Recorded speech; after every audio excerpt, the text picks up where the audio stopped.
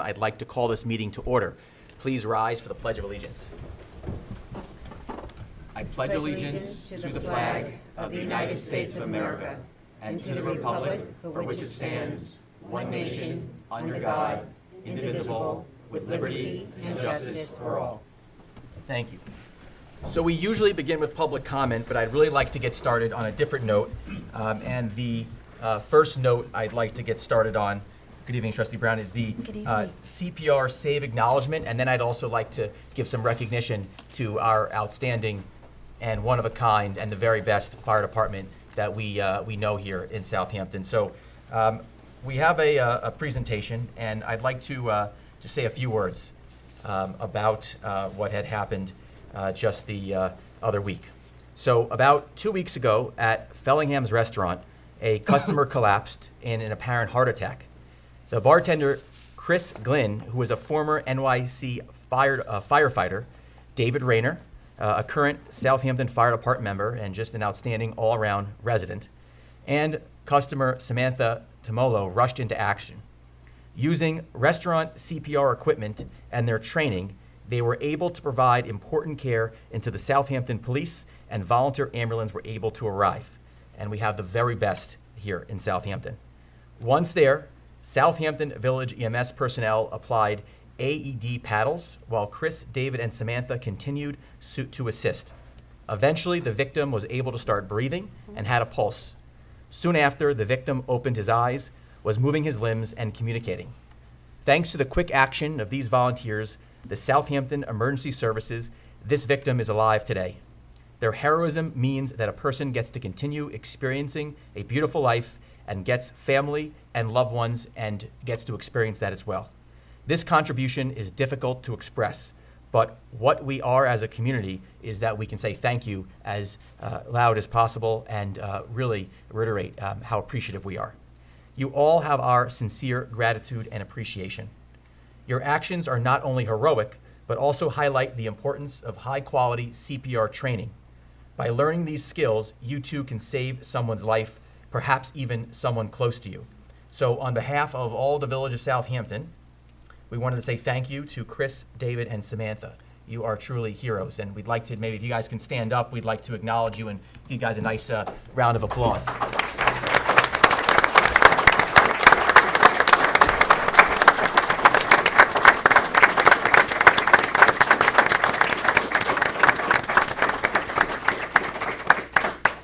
And it's all right. We wanted to present you guys with some proclamations. So, David, everyone's welcome to join if you'd like. We've got a nice proclamation for David, and we'll pass this out here. Thank you, Roy.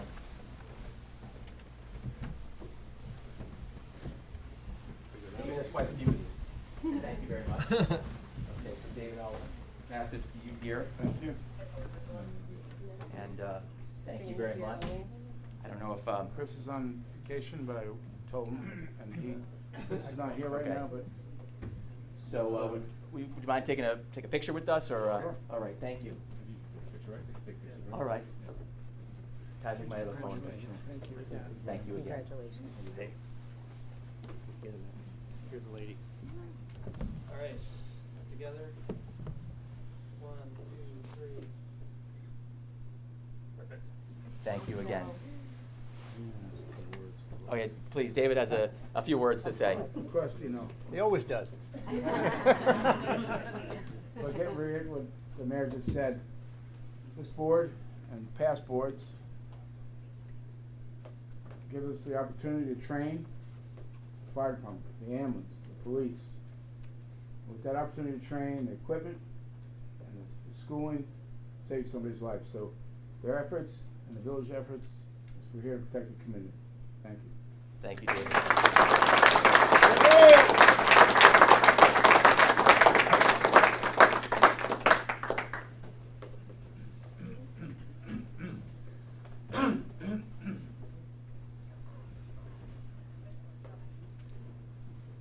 Thank you again. And we also have a second acknowledgement we'd like to make. So we have, as you can tell here, our Southampton Fire Department. And as I always like to say, the very best fire department with some of the very best volunteers, not just on the east end of Long Island, but really all across the state. So I'd like to just say this on behalf of the Village Board of Trustees, the village residents, and everybody.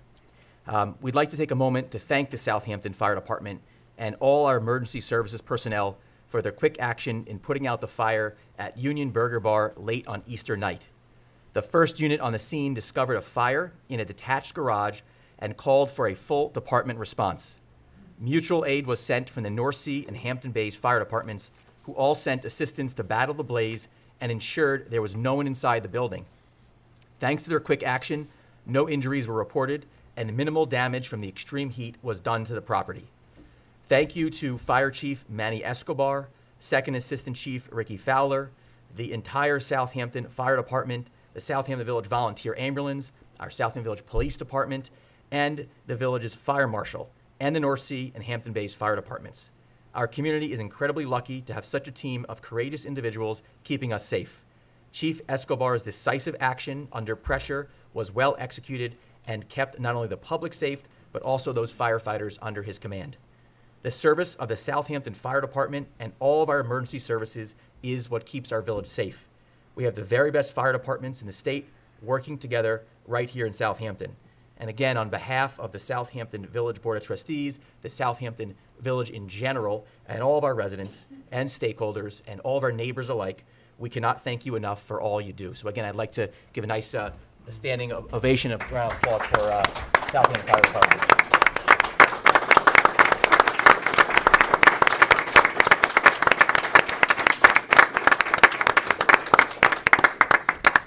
Matt, now if you want to come up and say a few words.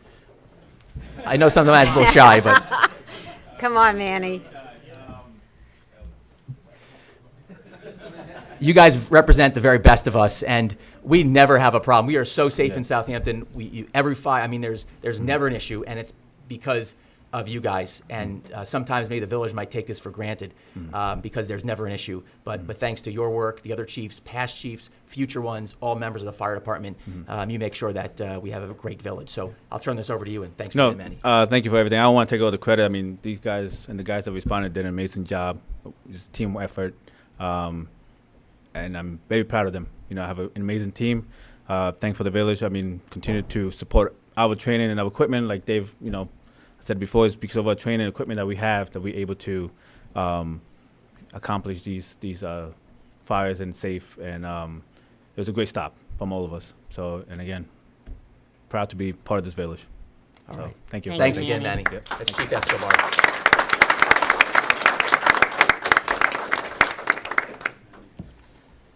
So we'll continue on here with our public comment portion of the meeting. I know it's a tough act to follow, but if you have signed in, feel free to come forward. You can state your name and record, name and address for the record. You've got about 3 minutes.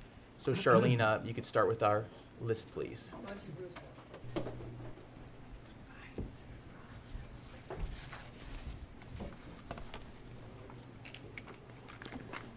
Good evening, Board. Good to see you all in person after COVID. I really appreciate you guys after hearing me out last year. It's been 14 years for my street to be paved, and it was paved, it was done. It made things complete.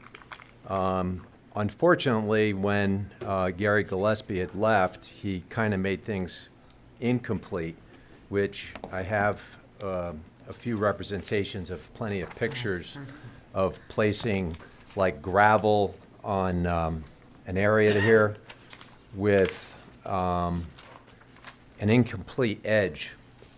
It was kind of understood that the drain would have been put on the sump side so that it drained down the hill like natural water would, instead of coming back on my residence side. And they kind of left it like a rock garden, along with other pictures of drainage that just doesn't make any sense, because all the debris during the winter or summer just kind of floods in that area. And thank goodness we had a light winter so that those issues could add up to ice and make it horrible. But I've got plenty of pictures of everything with the rocks, and, you know, I live in Southampton to be in nature and not to live back in the city. Second issue, and I have to just follow with that, is separate, is with National Grid, what they've done to our streets. So after 14 years waiting for it to be paved, we've got this graffiti look from everybody that has to do their markings. And then I've decided to show you guys for a little bit of a fun joke. Let's make it fun while we can fix it. But what they did was, this is my front yard and the grass from how everything is. They gave me a bump up where it's up there with gravel pits. And this is a 2x2 Palm Sunday, okay, to put in there to look like a grave, because that's how it looks. That's how it looks. It's on my front.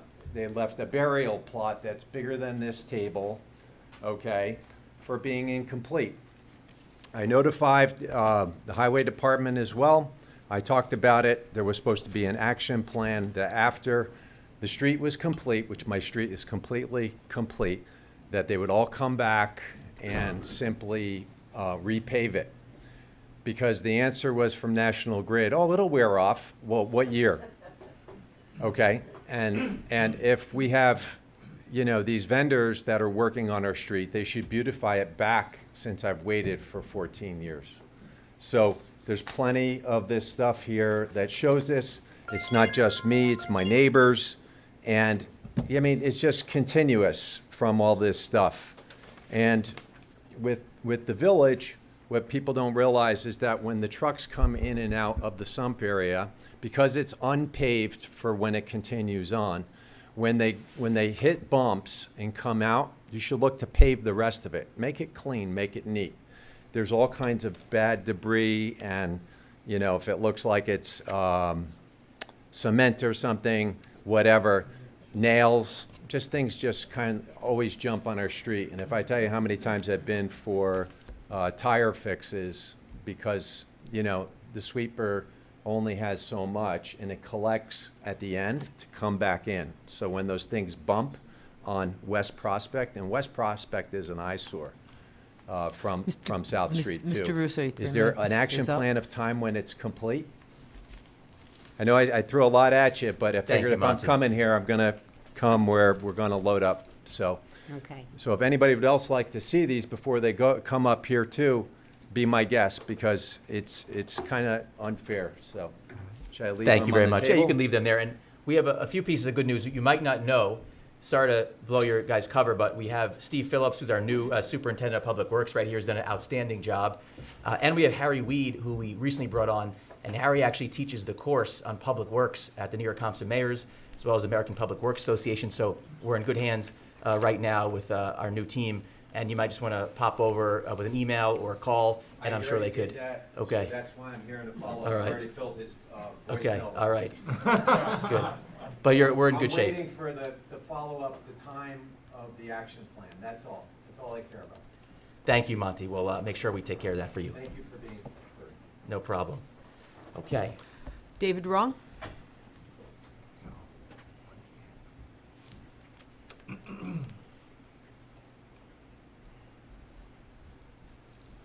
David Wrong, Pleasant Lane.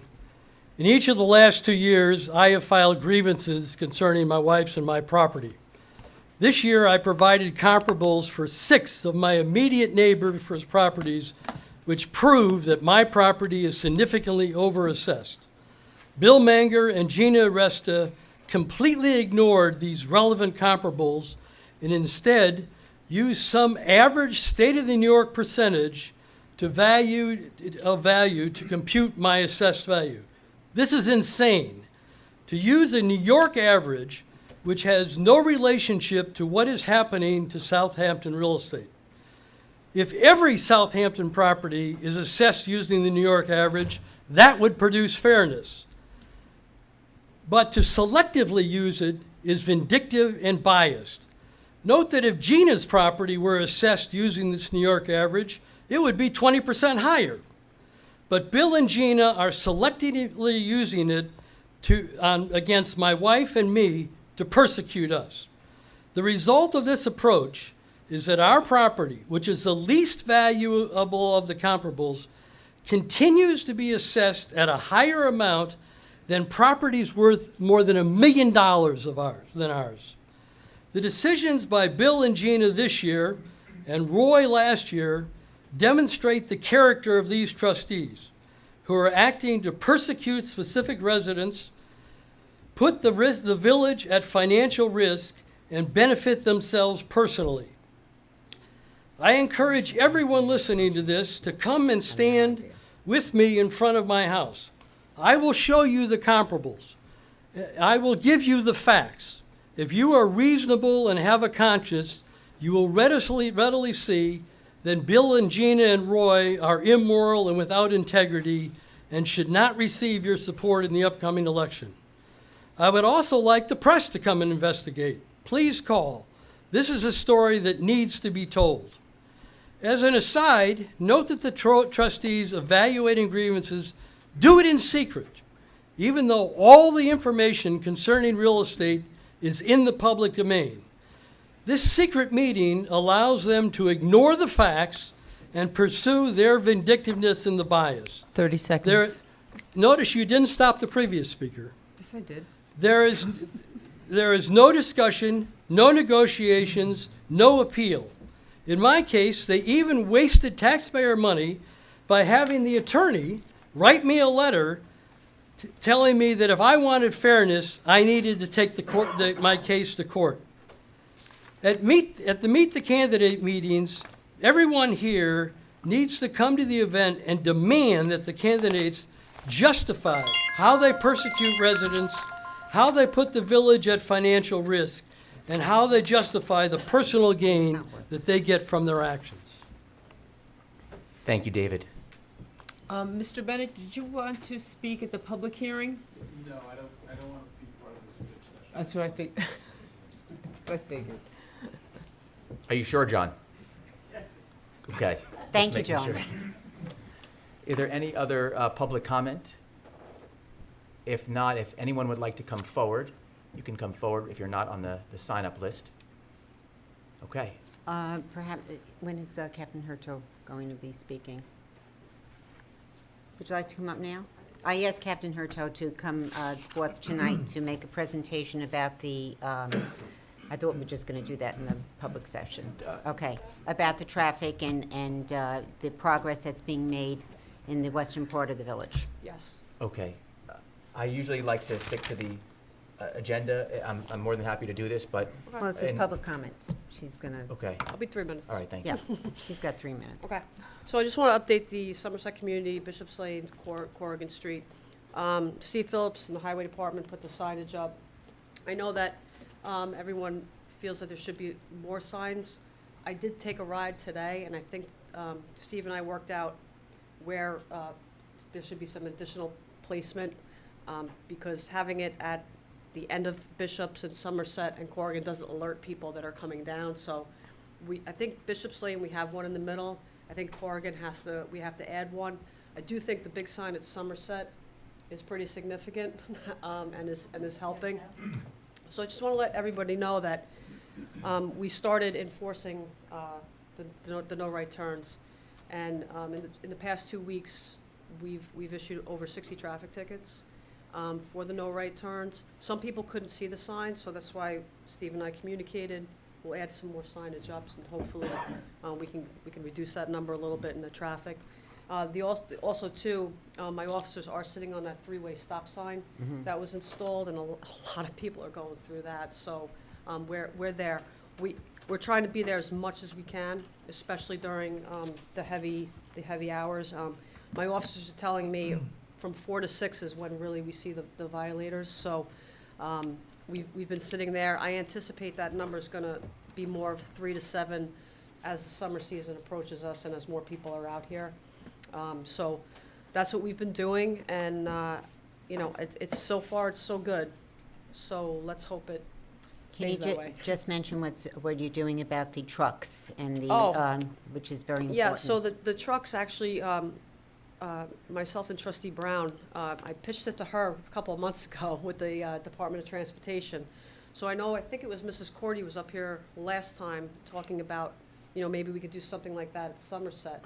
I don't want to pollute your streets with the heavy trucks, so what we know is that we can divert those trucks up to 5 miles away. So you may see inspections being done, down at Cooper's Beach while we can continue to do them at Cooper's Beach. And some of those trucks are actually coming off of Somerset. And just to, real quick, and then I'm done. I just want to give you, we've had 4 DOT inspections, and I'm making a commercial vehicle enforcement team, and they're going to be certified. In order to do that, they have to work for a year with the DOT and do 2 inspections a month. So we've had 4 inspections so far. Each inspection takes approximately 30 minutes. 24 vehicles have been inspected, 13 trucks removed from service because they were unsafe, 4 operators removed from service, and we've issued over 107 DOT tickets. Those are huge, so we're going to continue with those. We have another one coming up this weekend at an undisclosed location, and we hope to continue with it because these trucks that are being removed from service, the cargo's not secure, gas cans are full, and they're emptying, and they're leaking onto our roads. The brakes are out of service. The emergency brakes don't work. So we can do that part too, and hopefully make our roads safer that way as well. Yeah, and when word gets out that we're doing that, people, Yeah. it spreads throughout Yes. the contractors and the landscapers, and they'll know not to cut through Southampton Village. Correct. So, that's good. Thank you very Yes. much. When you come out of Somerset, there's a yellow ribbon hanging, and then there's a square box up in the air. Is that a camera, or what is that? It's over, like an overhang. At Somerset and Hill? I think it's on the light post right now. It's right on the top, on the top of the wires when you come out, and there's like a yellow ribbon hanging down. I think it's to a telephone pole, right? Well, I think the wire might have come loose. I think they might have secured it that way. I'm not. I'll have someone check on it, and I'll see what it There's a is. square box Okay. up there. We were wondering whether it was a camera. It's definitely not a camera at Somerset and Hill. There's a camera a little bit further up by Cameron Way. But I'll check on that just to see what it is. Okay, Okay? thanks. Okay. Thank you very much. Captain. Excellent. Can I make a comment about this? David, David, there's somebody About this before you. subject. There's somebody before you. Sorry. I just wanted to say thank you, especially to you, Chief, Captain Hertow. We, as a Somerset resident, Deb Leon, 134 Somerset, and having to jump off the road for safety reasons to save my own life, we really appreciate it, and we really appreciate this special training for the police force for keeping us safe. And thank you, especially Gina. We really appreciate all the hard work, getting the safety study done, and then implementing what they recommended. So thank you all. You're very welcome. thank you.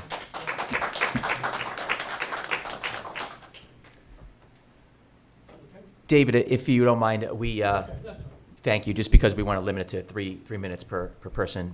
We've got about 6 public hearings tonight, so we want to make sure that we can get through those. Are there any other public comment this evening? Thank you. Okay. So we have, the next part of the meeting is the Employee of the Month. And the Employee of the Month this month is Mary Ann Wright. And Mary Ann Wright is a member of the Building Maintenance Department. Her position is custodian, and she was nominated by Brenda Pickney, who's also an outstanding employee.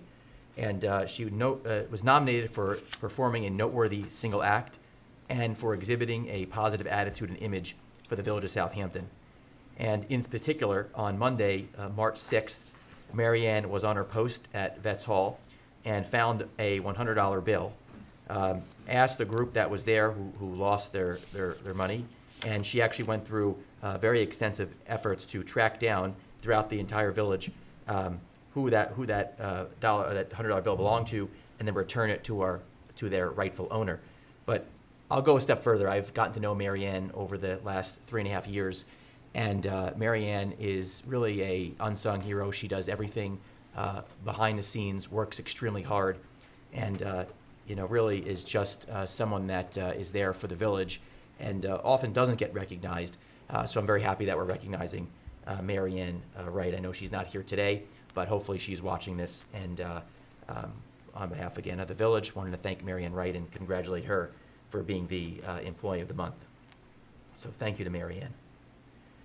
Our next board presentation, as we move to this portion of the meeting, is the DPW update, and this is presented by Harry Weed, who we mentioned a bit earlier this meeting. And Harry, it's great to see you tonight. Again, I had the fortune of connecting to Harry through the New York Council of Mayors, and we're very happy that you're part of the village now, Harry. Thank you. Thank you, and it's been a pleasure working with everyone, especially our esteemed village administrator, the boss of all. It's been a pleasure working with Mr. Phillips and bringing him along. As you brought me on to evaluate DPW and do a help with the restructuring, reorganization, and bringing things into a little more organized, efficient manner. We've been evaluating the staff, the work of each department within DPW.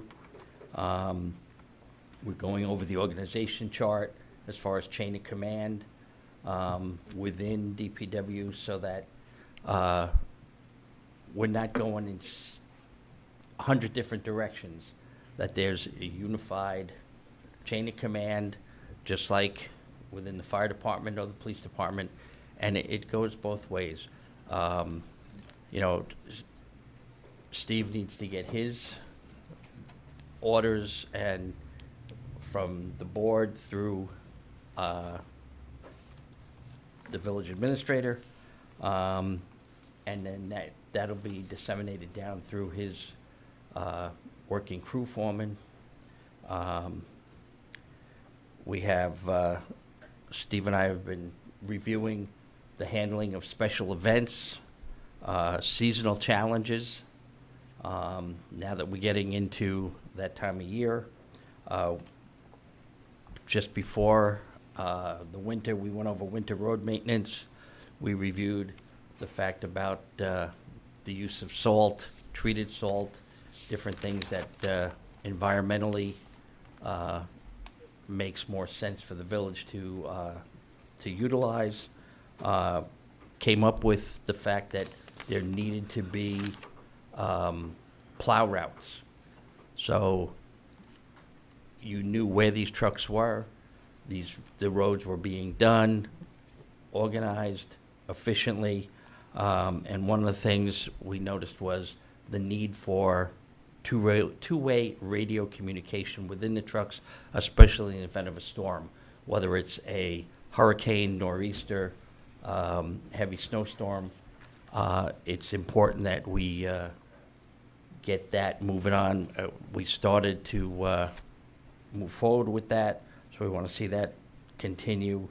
And we've been reviewing all the truck and equipment needs, that what the village actually needs and what would be in the best interest, going through each piece and anything that on replacements.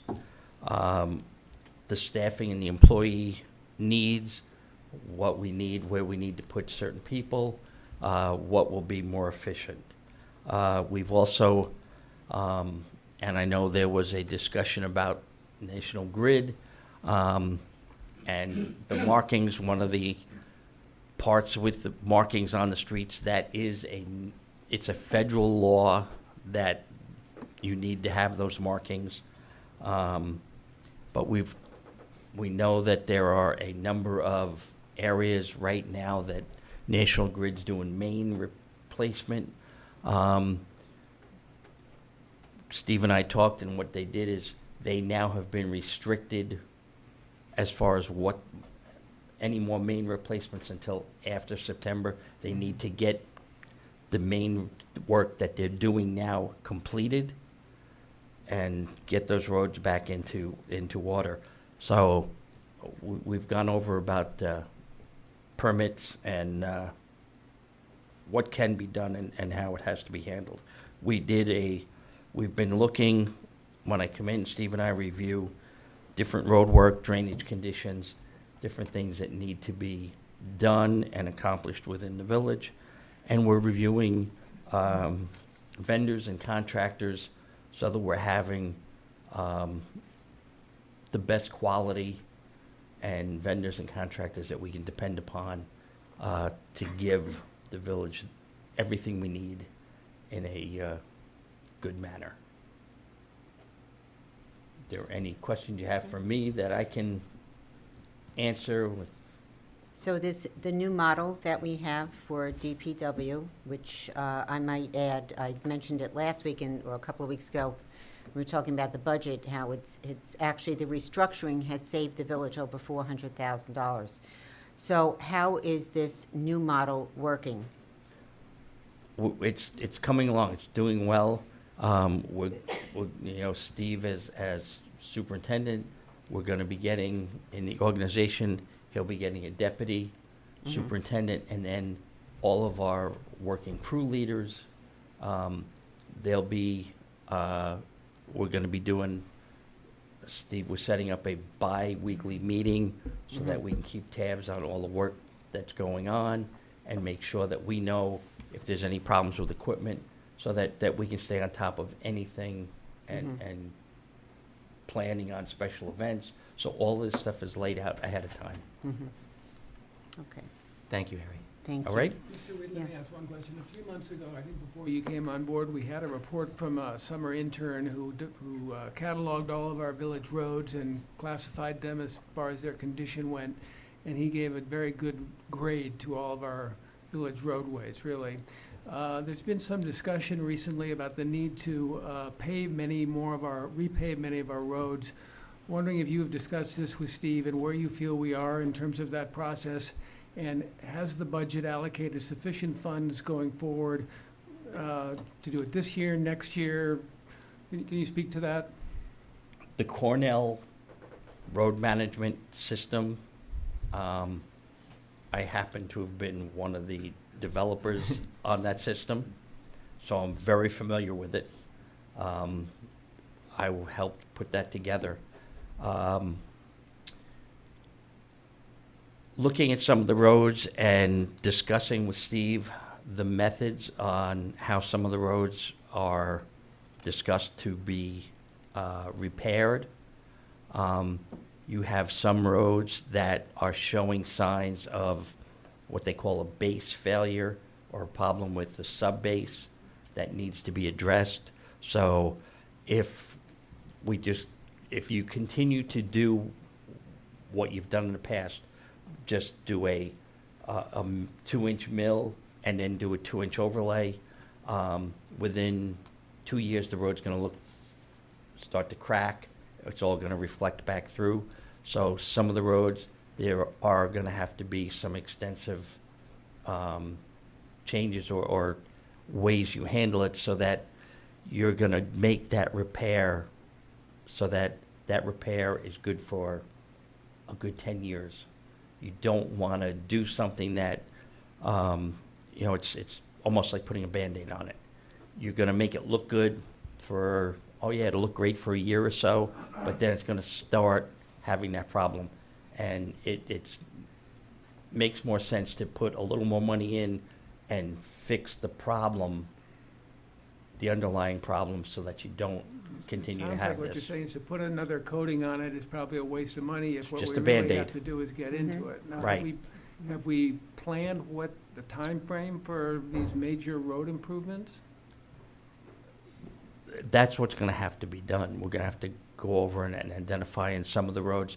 I know this, and one of the things with planning on these roads are talking to National Grid. Is there main replacement? Because, it helps the village offset the cost of doing the road replacement, doing the pavement replacement and refurbishing the road. So that all helps in the long run. I know there's been discussion about the sewer system, so all of these items will help move forward with taking care of some of the problems that are there in the road. Thank you. Okay? Thank you, Harry. Any concerns you have that, off the top of your head, moving forward with the new plan, or with the new, the construction, with our wonderful acting superintendent here, that you'd like to share with the public? He's doing a great job. We talk constantly during the week, even if I'm not out here. If he has any questions, any problems, he knows, just call me, and I'm there to assist him in any way. And now it's just to continue with the organizational operation of things. And I think Steve is going to do an outstanding job for the village. Okay. Thank And you, we're Harry. going to get him to some of these schools, so he's going to have to also listen to me teach. It's okay, it's a good thing, yeah. Thank you. It gives us a lot of Thank you. pleasure to see all of the new training being implemented. Everyone now going up to American Public Works Association, NICOM. This is really what I'm talking about here. So thank you. No, But it's- quick question before Yes. you go. I know you have a long drive back. A few quick things. Number one, we've been doing, the whole Public Works Department is doing an excellent job with trees. And as you know, we just became a Tree City USA. So I think it could make sense, if you guys agree, to continue to recruit for additional tree trimmers, and maybe even come up with a small working group for tree trimming, because we get a lot of requests. So just something to bring up. I know we're already working on it. That is Yeah. actually one of the things Right. that we have Working on. discussed and we are working on, because that does need to be addressed. And then the other thing, I know we've worked together on this, but maybe you can just give us a quick update. We get a lot of calls about the National Grid work on West Prospect Street, and you could just let us know maybe what we're doing, that we discussed to help move them along, and maybe what a timeline might be for some of the residents on West Prospect and Halsey and some other We streets. haven't gotten a time frame from them, but what we have done, based on my many years of being as a superintendent of public works, Steve kind of holds their future in the palm of his hand, in that signing of the pen when issuing the road opening permit. And when you tell them that they can no longer open any more roads for any more main work until that's completed, it's amazing how now they're going to start sitting on their subcontractors and pushing them to get done. So this is what we're trying to do. We're trying to push them in a way to get this done. My last job, I shut down an entire township on all their, told them they had to stop all work. That was service work, main work, everything, because there was a major problem with a road that they had actually did a main replacement on, and they kept, giving lip service. And once you shut all the permits down, it was amazing how everybody came, and the next day they were fixing the road. But Harry and Steve, it's my understanding that National Grid actually pays the village or provides the village with funds to actually repave the Yes. streets that they have messed up. Correct. So we've sort of land bank money from National Grid for the village to be able to use to repave those to streets. repave, and that helps, because now Yeah. once they do a main replacement, Yeah. when they go back in, you can make sure that the sub base, Right. and you've got a good solid sub base below, and then when you do the rest of the road, So at it this- helps defer the costs Sure. that the village would have to lay out by having National Grid pay for a good portion of that. So at this point, does the village have money to repave West Prospect? Yeah. Yes, They okay, give- they so give us the so money that's up good, front. so. And we'll be staying, when that's complete, we will be on it as far as reviewing the, You see, the Steve, you thought you were sub-base. gonna get away without having No, to I'm gonna speak, waive but it. I said, no, he's gonna have to say something. I get a quote, they send me a check, and then that's it. Yeah. That's how Okay. it works. So once their work is done, and Right. we have the time, we're gonna then repave that Yep. street. 4 to 6 weeks out. Okay, Good. You hear that? Explain 4 to that it 6 has weeks to out. settle. We have to let it settle for at least a month and a half. Understood. But then in the next couple of months, we'll be able to get to it. Yes. Okay. All I right. want to get it done. believe Yeah, me. absolutely. And I think the residents that all use Yes, that they road do. frequently are going to want to Yes. get that done too. So we have the money in the bank and we'll be able to get it done. That's I'm holding you to it, Steve. Got it. And you too, Harry. All right. Thanks, Thank gentlemen. you. Thank you. All right, have a good night. All right, thank you again. And also, I just wanted to thank all of the members of the Department of Public Works for their outstanding job they do every single day, whether it's leaf pickup, snow plowing, fixing drains, doing our parks, cleaning our buildings, doing the central garage. Just want to acknowledge them. So thanks to the Public Works Department. Our next board presentation is from the Budget and Finance Committee. We've got Len Zidani, the chair, and we've got Ed Moneypenny as well. Len, nice to see you tonight. Thank you, and good evening, everybody. I'm sorry the captain left, but I know the budget presentation is later in the agenda, but I'm glad to hear about all the traffic infractions and ticketing she's doing. I'm Len Zananti, the chair of the Budget and Finance Committee, joined by Ed Moneypenny here. Dane Neller should be on Zoom. Dane, are you there? Thanks, Sage.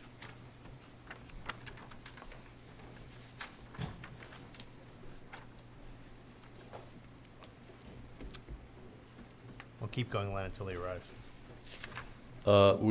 Unfortunately, Rosemary Dios and James McNaughton, the other two members of the committee, could not be here tonight. The Budget and Finance Committee is advisory to the mayor and trustees on village financial and management matters. Last month, we presented our recommendations based on the extraordinarily great amount of expenditures for legal fees and the need for management controls to be in place. To date, expenses are well over $1.5 million and climbing well over the budgeted amount. Last year's expenses totaled under $300,000. What we recommend as a slate of proposals is based on best practices and the need for effective and efficient government. These are substantive operational recommendations we are making. I'd like to quickly review the recommendations that the committee has proposed unanimously, I might add, and I would then ask Dane to elaborate on some of these points when I'm finished. The first proposal was that one trustee shall be designated as the legal liaison to have oversight over legal engagements and fees across all boards and committees. The village administrator would be the primarily responsible for handling day-to-day billing matters involving outside counsel. Any matters involving trustee intervention shall be first handled by the liaison and then by the full board to the extent required by law.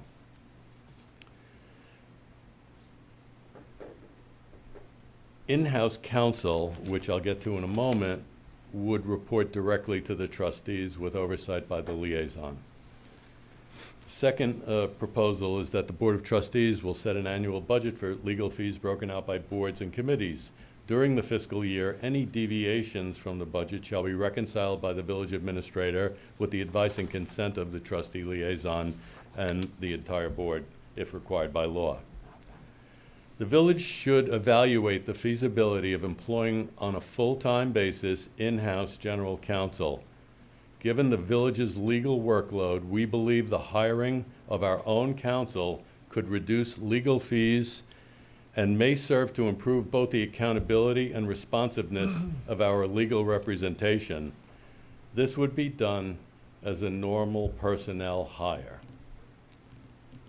All outside counsel would be engaged on a fixed monthly retainer basis only.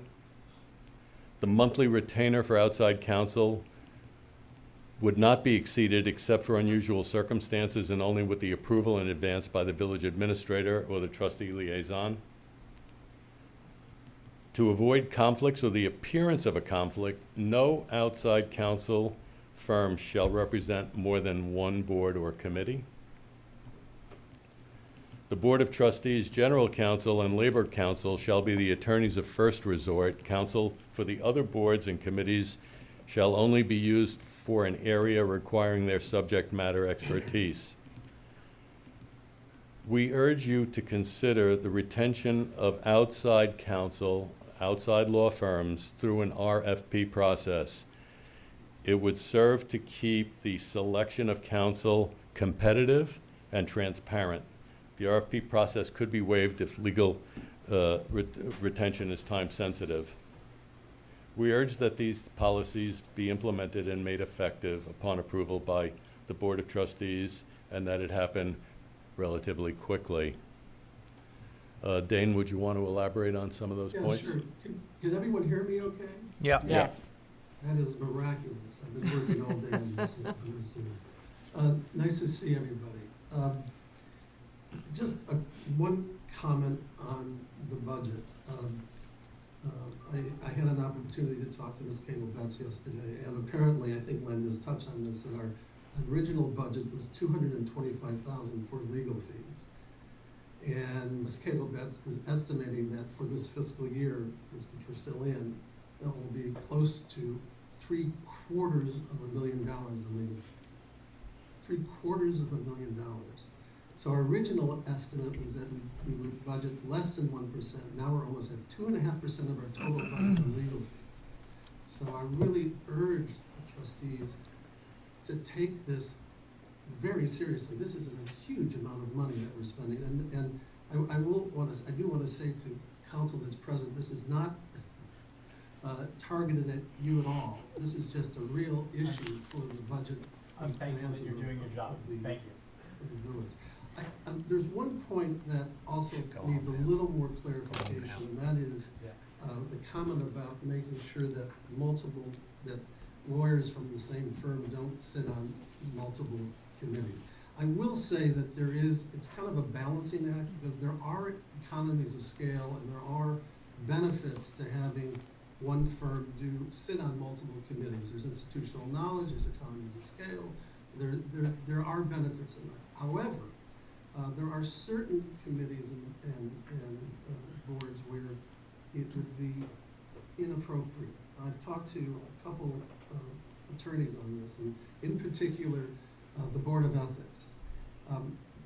It's really important that we avoid a conflict or even an appearance of a conflict where a firm is sitting on both, say, a land use board and also sitting on an ethics board. And the reason for that is that you do not want even the appearance of a conflict if, say, a trustee or the mayor or someone in the village has a potential ethics violation. You don't want that attorney feeling compromised or conflicted or making a decision because they're otherwise financially interested in doing that.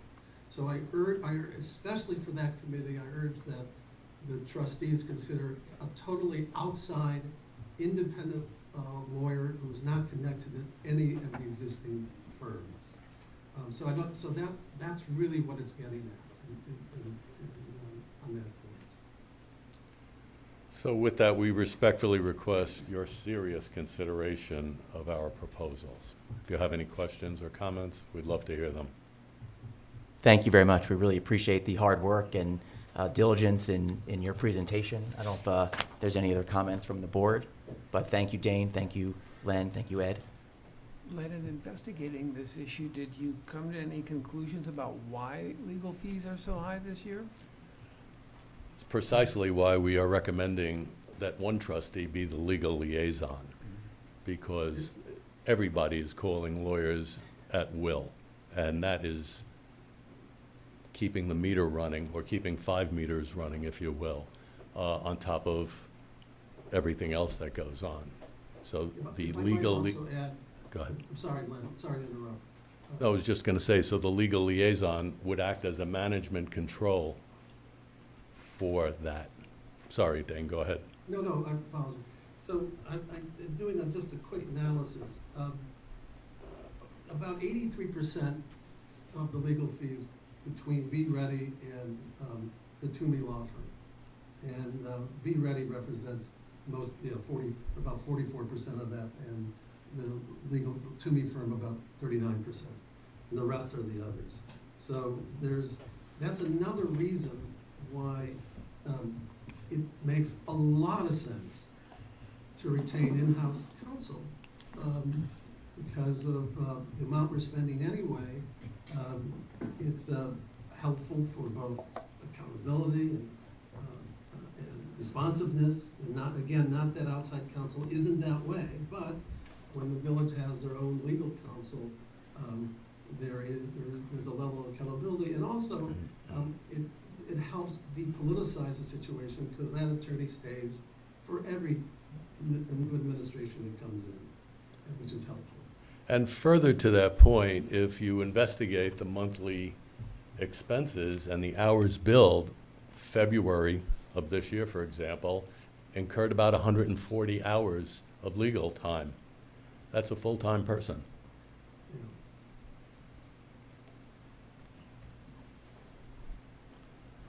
Any other questions or comments? Any questions from the board?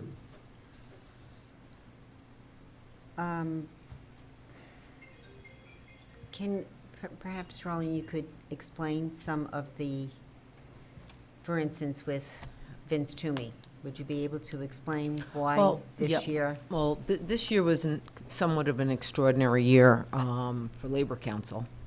We did have a disciplinary hearing that went on for quite a period of time that ended in termination of an employee. That was quite costly. I believe there was a significant number of hours. I know Vince and I spent almost an entire weekend negotiating the police chief contract. We had negotiations of, we've negotiated the CSEA contract 3 times. The first 2 times were actually voted down by the membership. And I spent a good portion of the year negotiating with the PROBA collective bargaining unit, and which resulted in them voting down their contract as well. So negotiating 2 contracts, negotiating any collective bargaining agreement is costly because there's just a lot of time involved. The mediation itself the other day that resulted in finally the settlement of the CSEA contract, Mr. Toomey was in my office on site here for 6 hours. That's not including travel time. And most of it is, back and forth. We meet together, then we have to excuse ourselves. There's separate conference with the collective bargaining unit, and this is in my office waiting for the mediator to come back in, and then we rejoin, and then they come back in with an agreement, then let's tweak this, and back and forth. That was a 6-hour day for Mr. Toomey, and that was the tail end of that negotiation, because it had gone on for about 6 months and had taken a toll on our budget, unfortunately. And when we negotiate a contract, it takes hours and hours to do that. When we finally get to an agreement and then the membership votes it down, it's quite, starting again. It's very unique. I haven't, I think I've seen 1 vote down in 28 years. And I don't think Vince has seen that many as well. And we've had 2 this year, actually 3. So that's, I can speak to those legal bills. Mm-hmm. So, but I know that Andrew, if you have any questions, he's here to answer his bills. How many times a day you get a call from Village Hall here? Or an email or? Many times a day. Certainly many emails a day. Okay. Always several calls a day. Always many emails a day. Are they operational questions? Sometimes. Is that normal, so to speak, for an attorney, for the village attorney to get operational questions? The volume of calls is an anomaly from this village compared to other villages that my office represents. The number of operational calls also. But that is unusual. It is. So the 140 hours, for example, in February. That was my February. Was your February, and you bill in 15-minute increments. That's right. I do want to say that I make an effort to maximize efficiency in that, and I've spoken with the village administrator about that and have been, I track my time in 15-minute increments, and we do not bill for all of it. I would say about 10 to 15% of my entries end up being no charge entries. And even so, after that, that was the billing in February with those hours. Thank you. Thank you. So that's not normal. Well, for- also, I think February was Village. a particularly busy month. I believe February was the busiest month since I started as village attorney back in September. But busiest month or not, the volume from the village of Southampton is heavy. I exclude you from some emails that I I see, I appreciate that I see that. your name on, and I reply without you. So just so you know, when I feel that you shouldn't be on certain emails. I certainly am not looking for more work to do here. I'm often presented with work that needs to be done, and I certainly try to be as responsive as I can. So Yes, I hope and the you are. responsiveness comment was not levied at me. I wasn't. try to be as responsive as I can. All right. Thank you. I think it makes sense to keep this moving. Thank you, Len. Thank you, Ed, and thank you, Dane. The only thing I would add to the public is that all of these bills are public information. They're available to the public. It probably makes sense to post these bills to our village website just so the public can see, because they might want to know who is calling, who is not calling, what the uses are. Andrew keeps detailed bills, so if the public is interested in more information, all of the bills are available to the public, and they have a full transparency as to you know, how the village is using its legal services. So that could make sense to post them to the village website as well. So thank you again. Thank you. And we'll keep this moving here. Thank you. The next portion of the meeting is the Arts and Culture Overlay District. But what I will do is I will table that board presentation because I'd like to make that board presentation as we get to our third public hearing tonight. So we've got 6 public hearings, though the first public hearing is the consideration to adopt a budget for the fiscal year commencing June 1st, 2023, which may have a real property tax levy more than the tax levy limit as defined by General Municipal Law, Section 3-C. But I'd actually like to make a motion just to table that since we're not going to be piercing the tax cap and we're not over the tax levy limit. So is there a second to the motion Second. table? All in favor? Aye. Aye. The second public hearing is the 2023 to 2024 tentative budget review. And I'd like to make a motion to open the public hearing regarding the tentative budget. Is there a second? Second. All in favor? Aye. So we did a presentation regarding the proposed budget at our last meeting in March. But I will just review a few budget highlights just to recap, and then we could open this up either to comments from the board or comments to the public. But it's a requirement under New York State law that we have at least one public hearing regarding the proposed budget in April, after the proposed budget was due at the end of March. And so we are following a schedule set forth by the New York State Controller's Office. So just a quick review of the budget highlights. We continue to use zero-based budgeting. We also published a 4-year financial plan for the village's operating budget, thanks to some of the help of the Budget and Finance Committee. We've also adopted and published a 3-year capital budget plan. We have a chart in our budget presentation, which is on the village website regarding the differences between the discretionary and non-discretionary funds. Thanks to the help of this board, we concluded a 3-year contract arrangement with the fire district. We have formed a separate division for ocean rescue to help with public safety, as we would like to make sure our beaches are safe due to some riptides and other situations after we lose our summer lifeguards. We also have our online property tax that we're continuing to have online. Prior to any of us really taking office, you weren't able to pay your taxes online, and you could also pay your taxes on the C-Click Fix app. We've also implemented a new online summer beach permitting process using Civic Rec. And in addition to the budget, but it's part and parcel, we are beginning to design Southampton's village sewer district, and we've also identified a site for that sewer. These are some of the budget highlights. Thanks, Sage. We can move through these because these are some of the things that we mentioned. We also have put together a budget for code enforcement. One of the things that we hear from our residents is they'd like to see an increase in code enforcement. And we have added part-time code enforcement officers to complement our full-time code enforcement officer, which we hope will help with quality of life, particularly as we get into the summer with leaf blowers and landscaping and things like that. We hear that we're in need of additional code enforcement.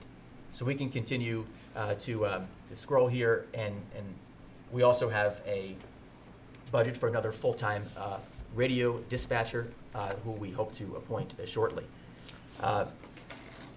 Again, this is just a quick chart of the expenses and revenue as well as the overall tax levy. Actually, The impact is blank.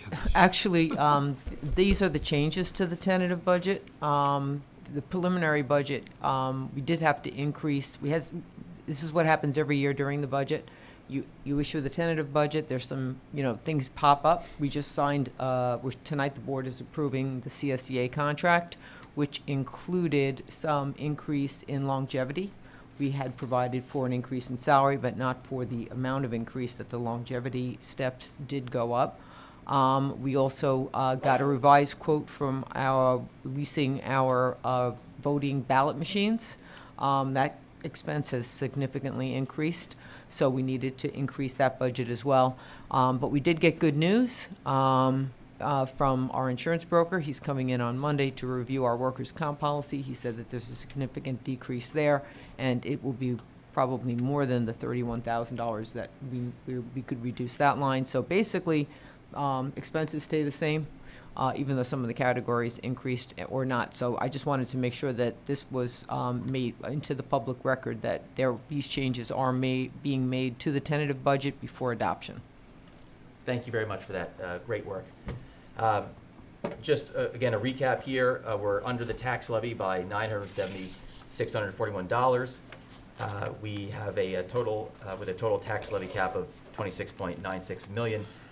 We've got a slight increase in the tax rate per $100 of 0.4%. That's significantly below, obviously, what CPI and inflation is.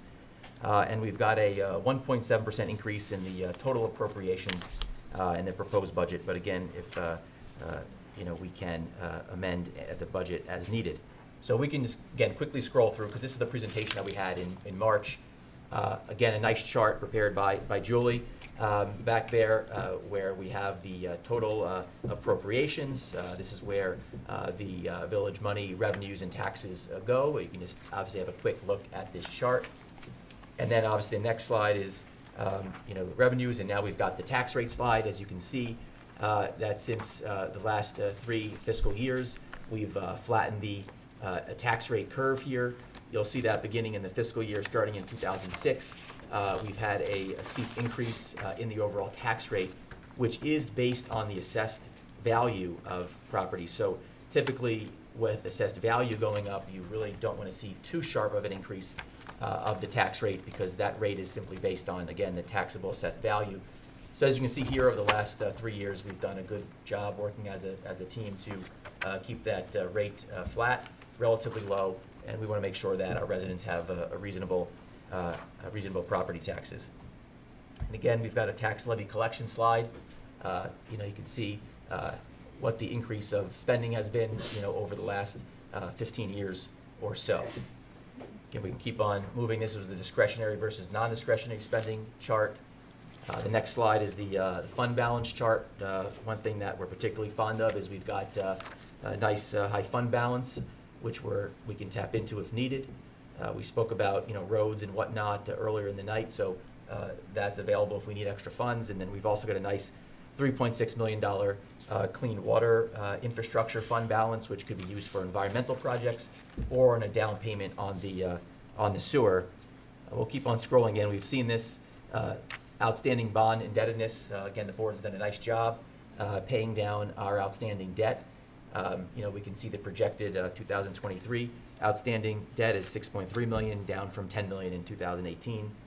And then again, we've got the impact on the overall tax bill here. So if you've got a market value home of $1.5 million, you'll only see a $9.75 increase with the proposed budget on your tax bill. So overall, I think, thanks to the help of our Treasury Department, our Board of Trustees, our trustee liaisons, we've done a good job keeping a reasonable budget despite inflation.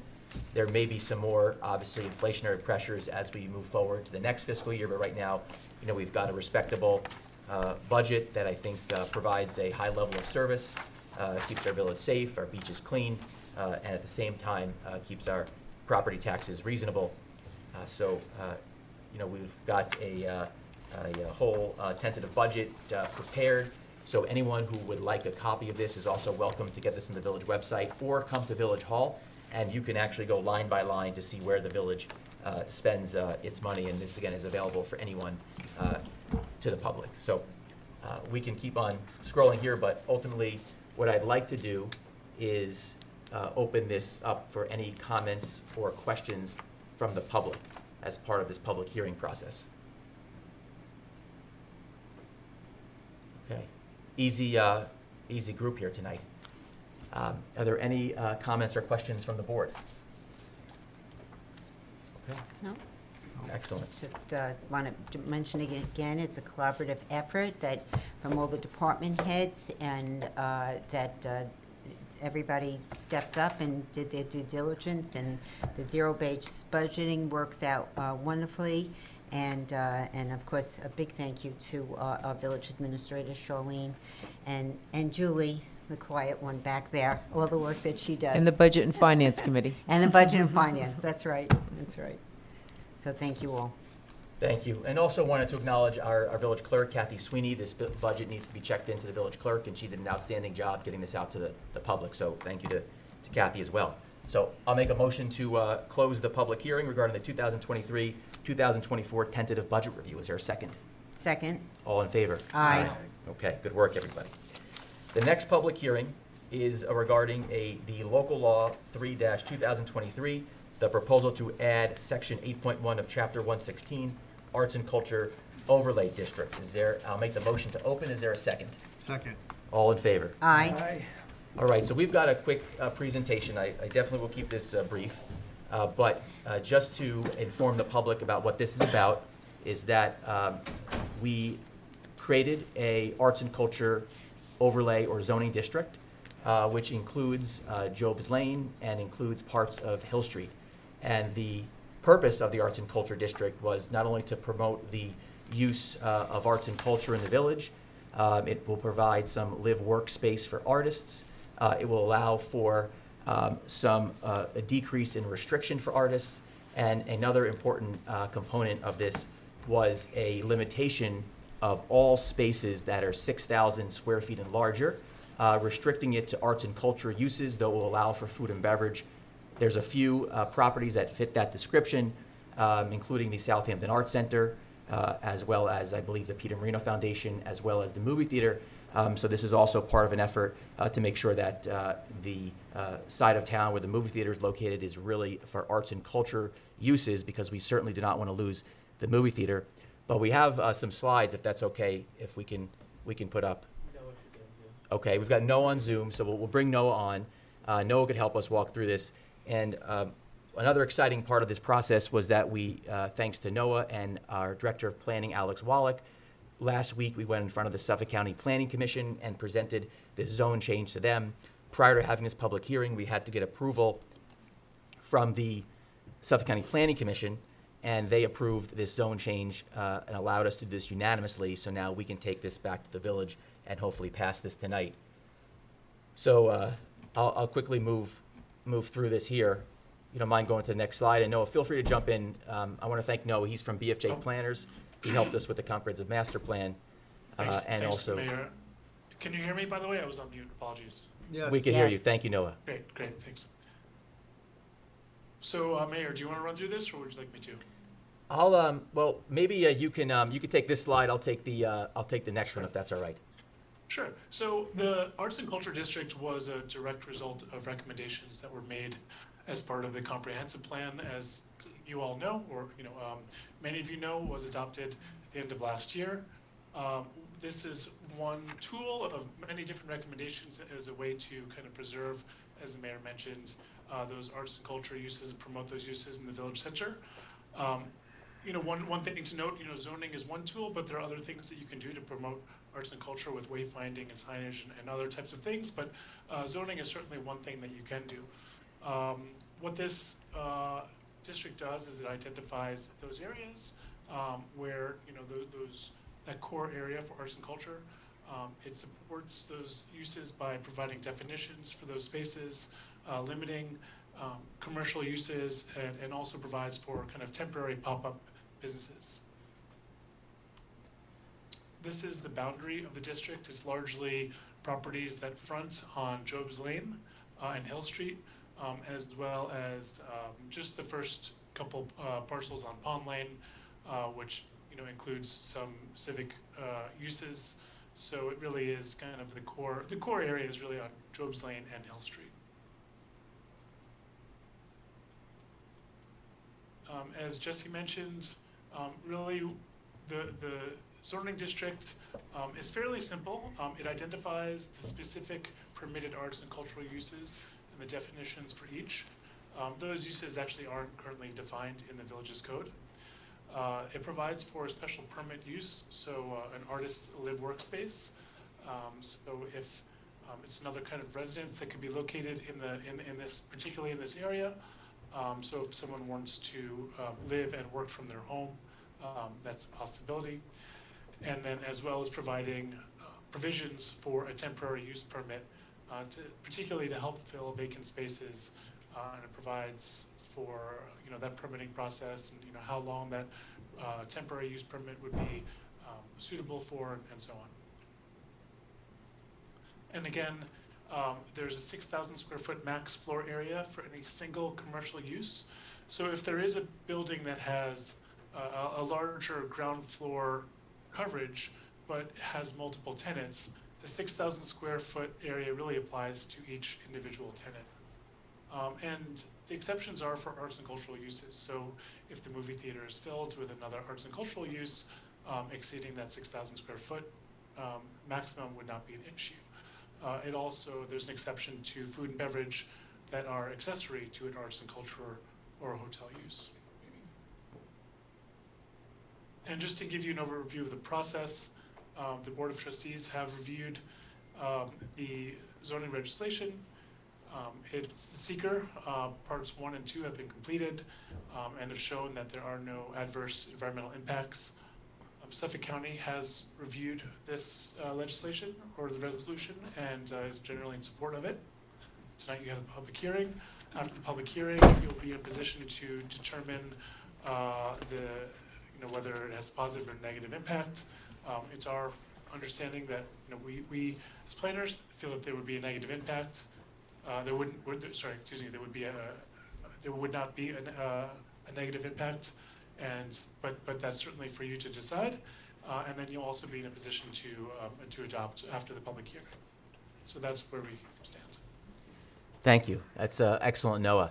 I wanted to first open this up for public comment from anyone who's here tonight, and then we'll turn this over to the board. So if there's anyone who'd like to make public comment regarding the Arts and Culture Overlay District, feel free to come up.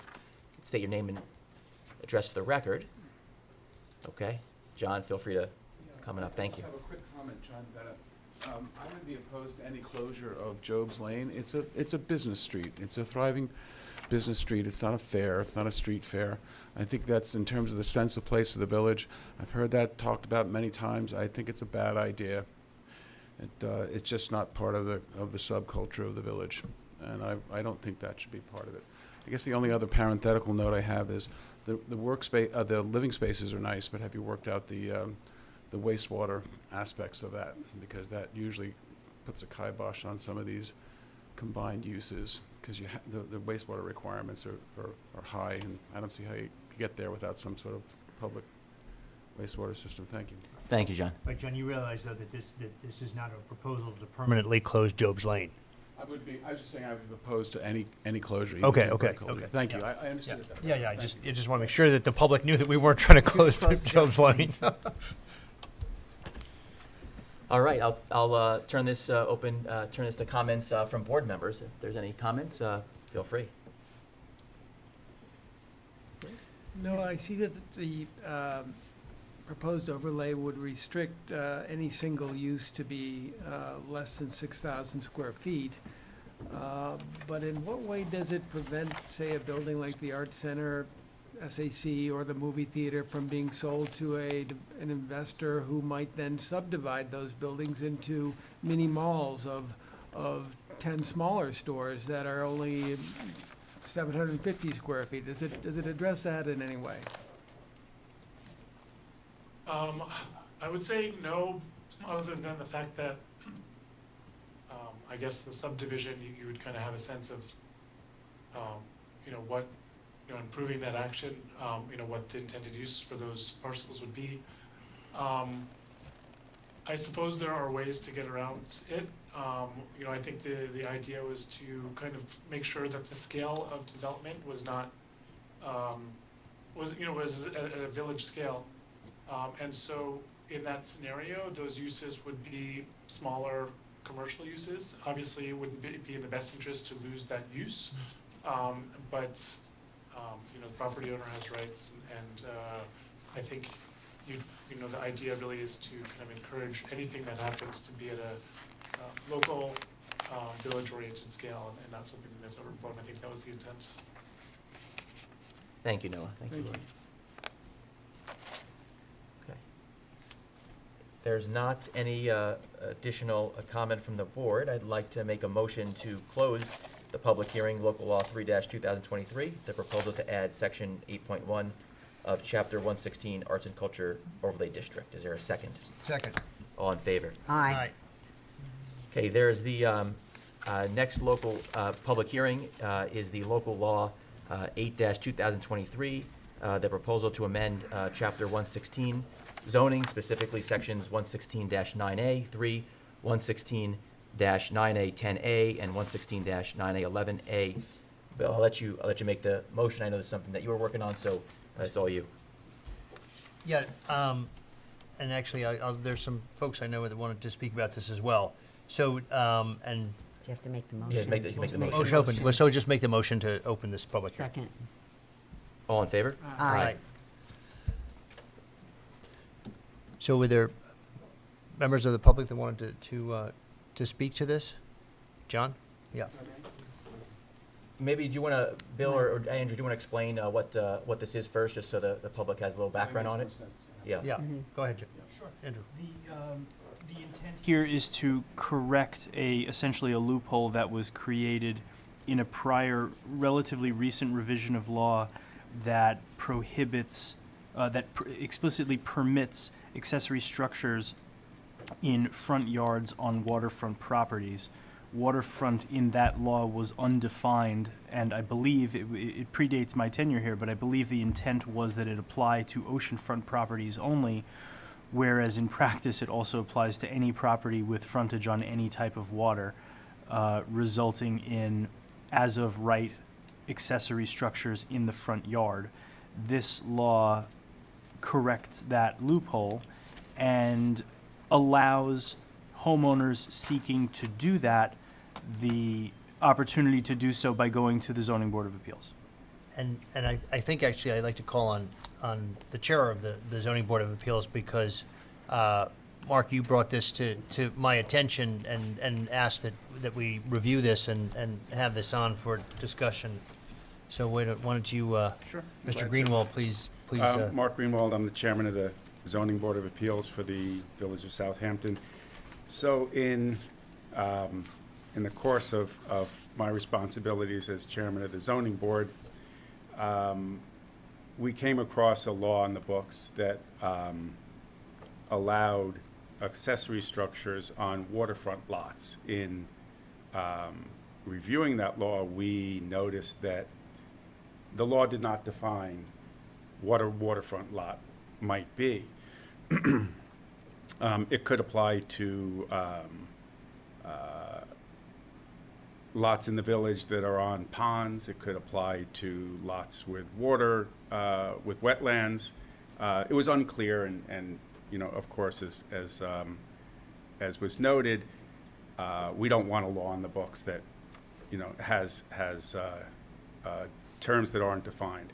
More importantly, if the intent was to have a law that allowed accessory structures in the front yard of oceanfront properties, this was a law that apparently was passed in 2019, but in reviewing cases for the past 5 or 6 years, the Zoning Board of Appeals would like the ability to review applications and provide relief on a case-by-case basis. Repealing this law does not mean that relief would not be granted. The only change is that the relief would no longer be automatic.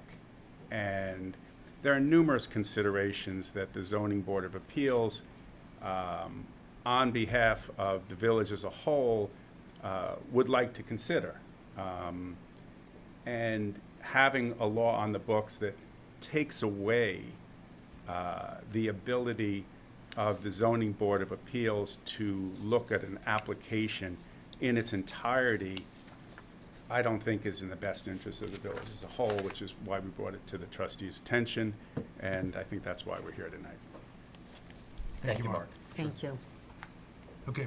If I may, my name is John Bennett, and I'm a lawyer at Bennett and Reed. So a couple things that it's very important for people to understand. Southampton Village is the only village that I practice in amongst probably 15 different municipalities that prohibit accessory structures in the front yard. Understand that. We're not talking about prohibiting accessory structures in the required front yard. I actually had a case one time where the front yard was 700 feet deep. No accessory structures in the front yard. It's unique that way. So what had happened over the years is on the waterfront, on the oceanfront parcels, the Zoning Board of Appeals, and I have a letter, and had typically, as they should have, granted relief, in effect automatically, on oceanfront parcels. You can't drive down Meadow or Gin or any of those streets and see any, they're literally all over the place, and I showed an aerial of a portion of it. So this wasn't a loophole. This was a study process. The law was drafted by then village attorney Wayne Bruin, who is a great land use lawyer. He's a colleague of mine, but he also was a planner before that time. And there's a lot of thought and input into it. And the village code should retain this exclusion from prohibiting accessory structures of the front yard for waterfront lots. Let me read you. It wasn't a loophole. This is very specific legislative findings back in 2019. The front yard on waterfront lots is between the street and the dwelling as opposed to the dwelling in the body of water. In many instances, landowners on waterfront lot have sought to construct accessory structures in conformance with the required street setbacks for such structures have been directed to the ZBA because the buildings and structures are located within the front yard, not the required front yard, the front yard. I don't think people understand that. And I don't want to have to go to the Zoning Board of Appeals on bended knee when these should be granted because particularly lately the Zoning Board of Appeals has been extremely difficult in granting variances, typically in cases where they should have, and as far as I'm concerned, the law requires it. Typically in consideration of such cases, and I'm talking about those legislative findings, the ZBA has routinely found that waterfront lots present inherent practical difficulties, leading most often to the granting of relief, particularly if the accessory structure or building complies with the required accessory building or street structure setback. In many cases, the ZBA has cited a long-standing policy and numerous precedents relating to allowing accessory structures in a front yard on waterfront lots, recognizing the environmental and aesthetic benefits of not placing such accessory buildings on the water side of the dwelling, the ocean. Maintaining the required accessory structure setbacks allows buildings and structures to be accommodated on a lot while still protecting the open and unoccupied space of the required front yard. I don't think people understand that. And I also don't like the way, and I'll also talk about this as it relates to the changes to the historic session. This is something that should be vetted and discussed fully by the citizens, the taxpayers, the landowners. I don't like this in the middle of the night. I'm sure your council has advised you properly in terms of the minimum time periods, the municipal home rule law, but you should have public, open discussion about this. Many people, many clients that I've represented have purchased based upon this law. They've done a serious analysis, and for willy-nilly for you to go in and change something, this constant changing of code sections back and forth, back and forth, back and forth, as far as I'm concerned, is a sign of dysfunction. You should have a study, you should gather together practitioners, you should gather together homeowners and have a studied discussion. There should be no rush to do this, and I urge you to take a more open, democratic, and responsible approach to these. Thank you very much. Thank you, John. Thanks, Jim.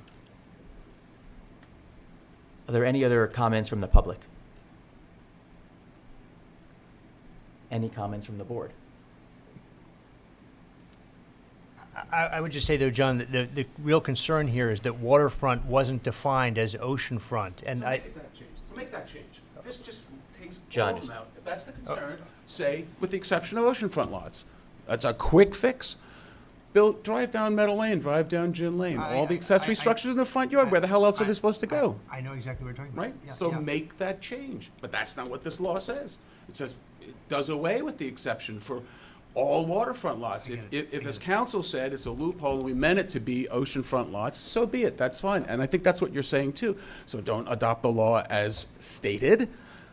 Put back in the exclusion for oceanfront lots. That's a simple fix.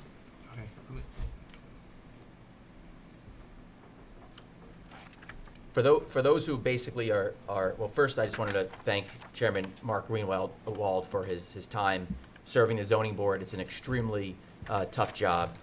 And I will say it's not, you know, the ZBA has a criteria to which to give variances, and all members of the zoning board have donated their time to the village. And it is very hard to actually recruit people to serve on these boards because they're so demanding. So I just wanted to thank you, Mark, and your team over at the ZBA for that. And we are actually looking for an additional member for the ARB and the planning board. So I just wanted to put that out there for the record while we're having, you know, this discussion. The only thing that I would add is that it could make sense to consider that, because there is an issue with the code where it's unclear as to what is a waterfront lot, because we don't know whether a waterfront lot is a pond, is it a lake, is it a bay, is it an ocean. So the code groups waterfront lots all into the same group. So I believe that this law was trying to fix that, but what it may be doing is that it may be essentially just repealing the law instead of further clarifying what the waterfront lot is. So what would happen is, as of right, anyone who is waterfront would be allowed to build an accessory structure, a pool, or a tennis court. So if you were to live on a street that would have that, clearly you would have that ability to build that. What this law now does, as Mark aptly pointed out, is that it now all applicants must go to the zoning board to get approval. So I do think that this board should consider whether or not the intention of this law was in fact to have all applicants now go to the ZBA, or to clarify the difference between, again, what waterfront actually means. So I just think it's important for this board to understand what this law does and make a decision as to what the intent of this law is, so there are no unintended consequences. Hopefully that's clear to the board. Mr. Andrew, you drafted this new law? I did not. You did not. I reviewed it. It was drafted by council to the zoning board.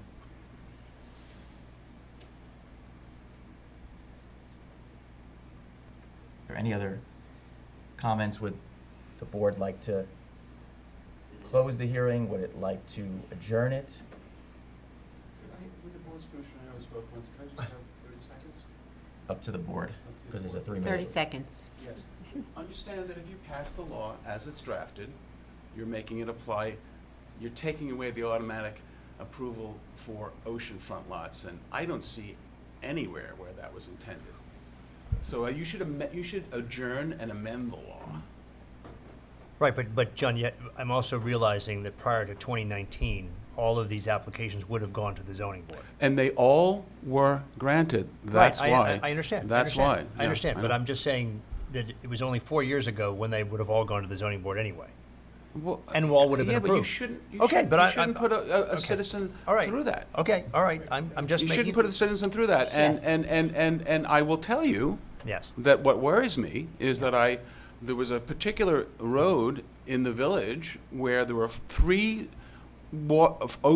front yard variances granted, and this zoning board of appeals, as far as I'm concerned, is contrary to the Knight versus Amelkin line of cases, just refused to grant one in the one remaining lot that didn't have a variance. So if you're telling me just go to the zoning board of appeals and they're granted, that's like, I got a bridge I want to sell you. Okay, So all right. I really think that people bought these oceanfront lots, particularly with not only my analysis, but many people's analysis, that you could put accessory structures. I Understand. can think in the last 3-4 years of 10, 11 lots on the ocean, and that's not right to these people. I understand. Thank you. No, And thank you, John. they're, by the way, they're upset. I understand. Do you want to say anything? Mark, thank you. Bill, you're land use liaison, you've talked with Let me hear what Mark has to say. Mark and the board and gotten their input and reasoning on this?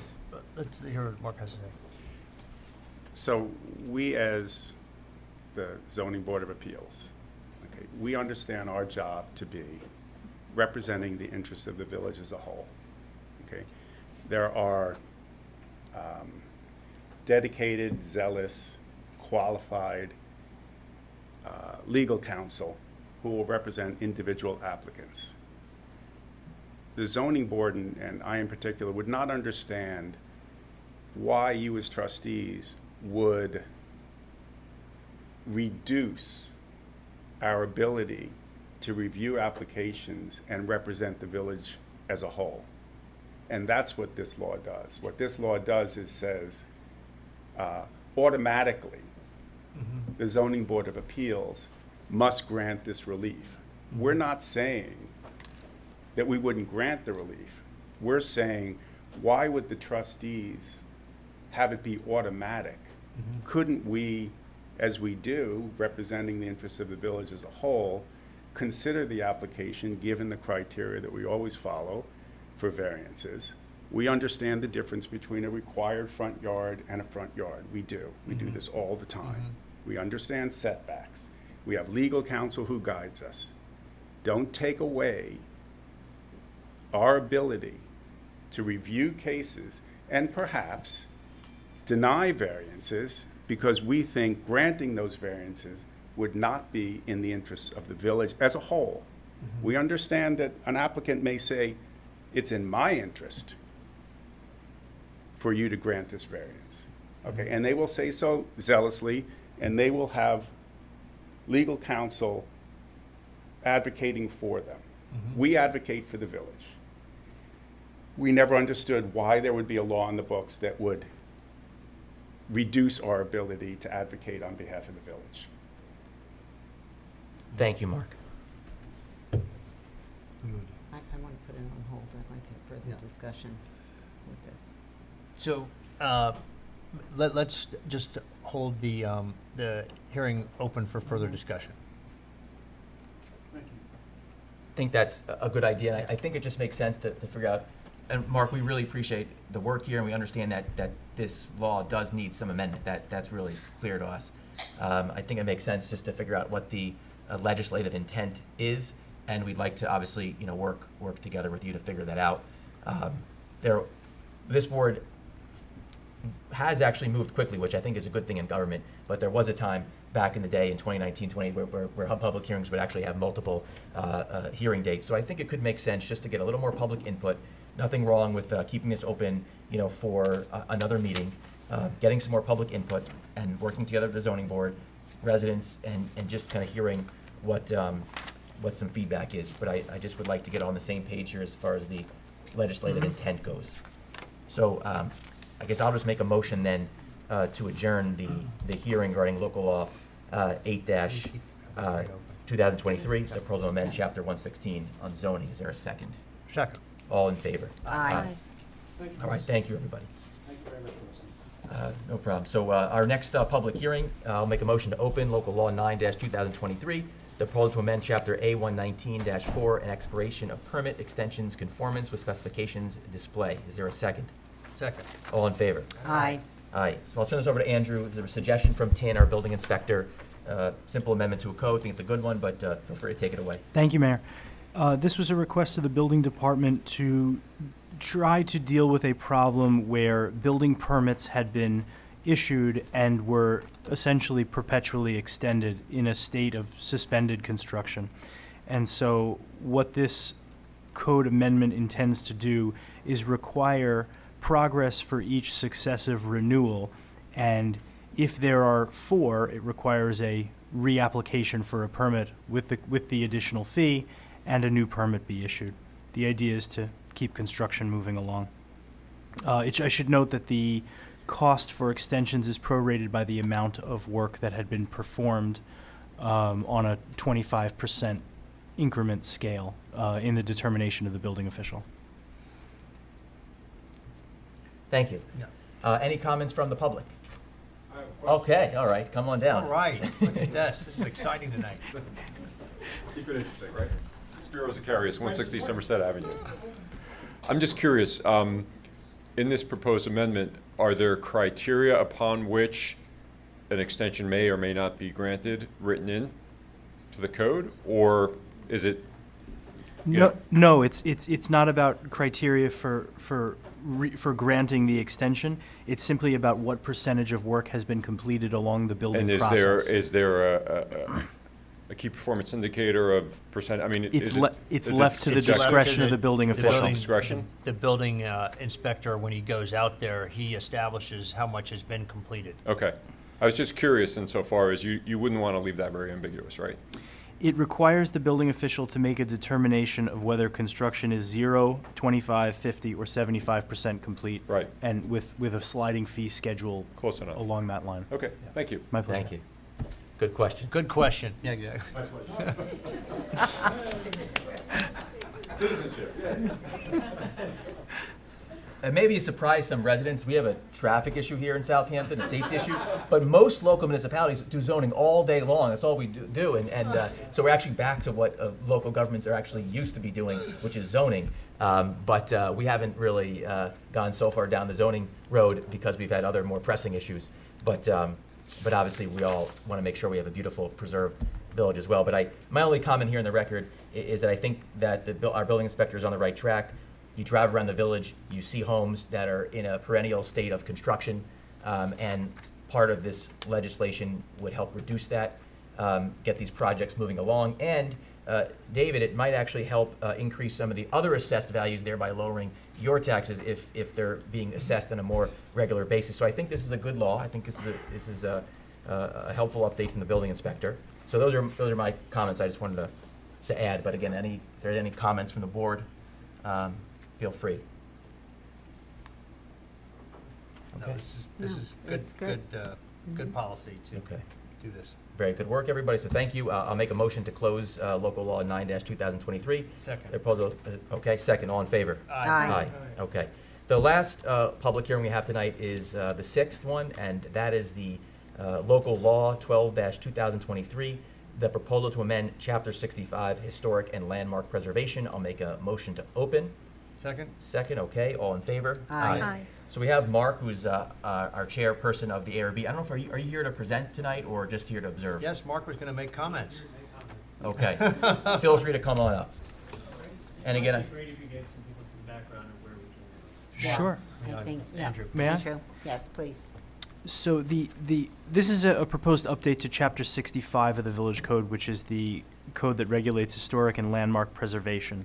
The impetus for this came from the counsel to the ARB, who advised me that she was approached by the state, which advised her that our current code is based on a New York State 1980 model law, and it's severely outdated.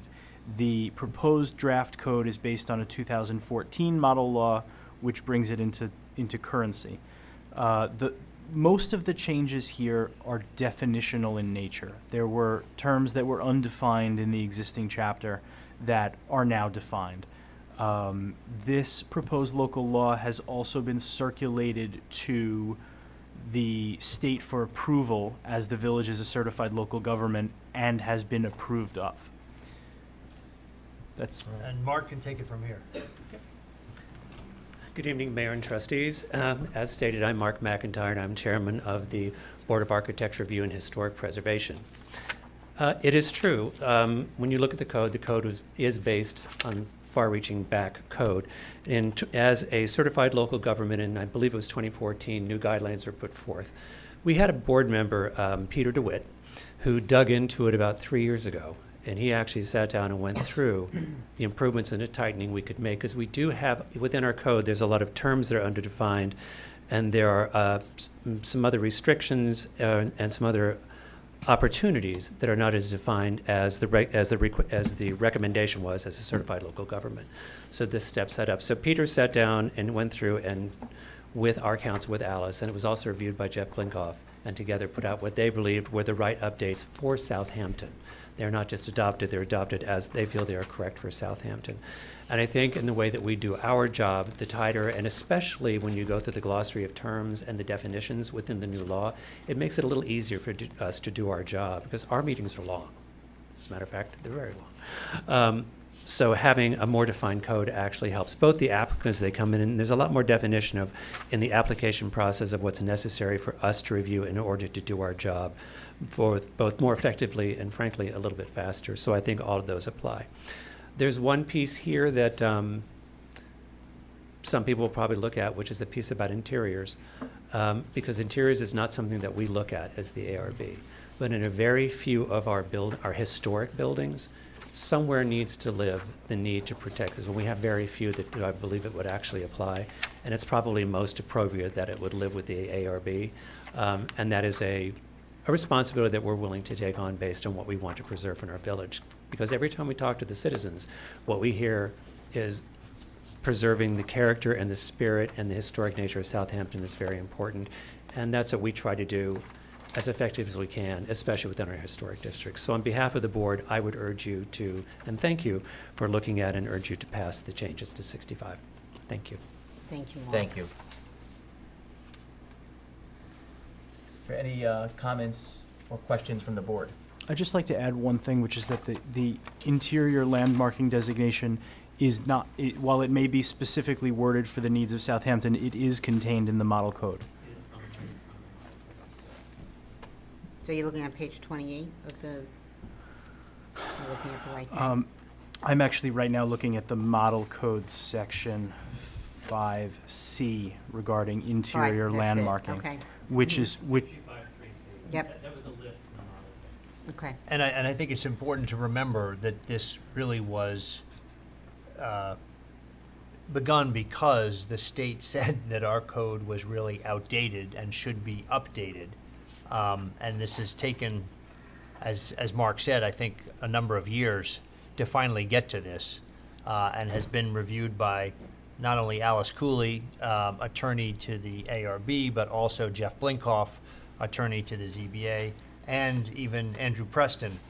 I can hear the attorney bills already. But anyway, but we did feel that it was important for everybody to weigh in on this because it is, a large section of the code. I think really the most important thing, as Mark pointed out, is the addition of the glossary of terms because that was absent. And I think it's important not only to the village, but also to any applicant coming before the village to have the full glossary of terms so everybody knows sort of the rules of the road and what is defined as what. And I think it makes it much easier to understand what is being discussed and explained in terms that everybody has as a defined term. But to that exact point, we have a Southampton Village Historical Guideline pamphlet that actually was more complete than our own village code in the past. So this actually brings those two things together to make them match, which is something that was sorely needed. Yes. Yeah.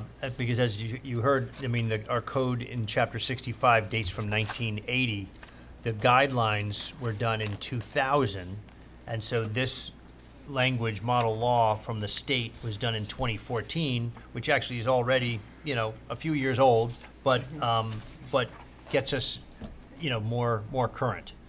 But anyway, I don't know if It also brings us into alignment with the vast majority of the other CLGs in the state of New York.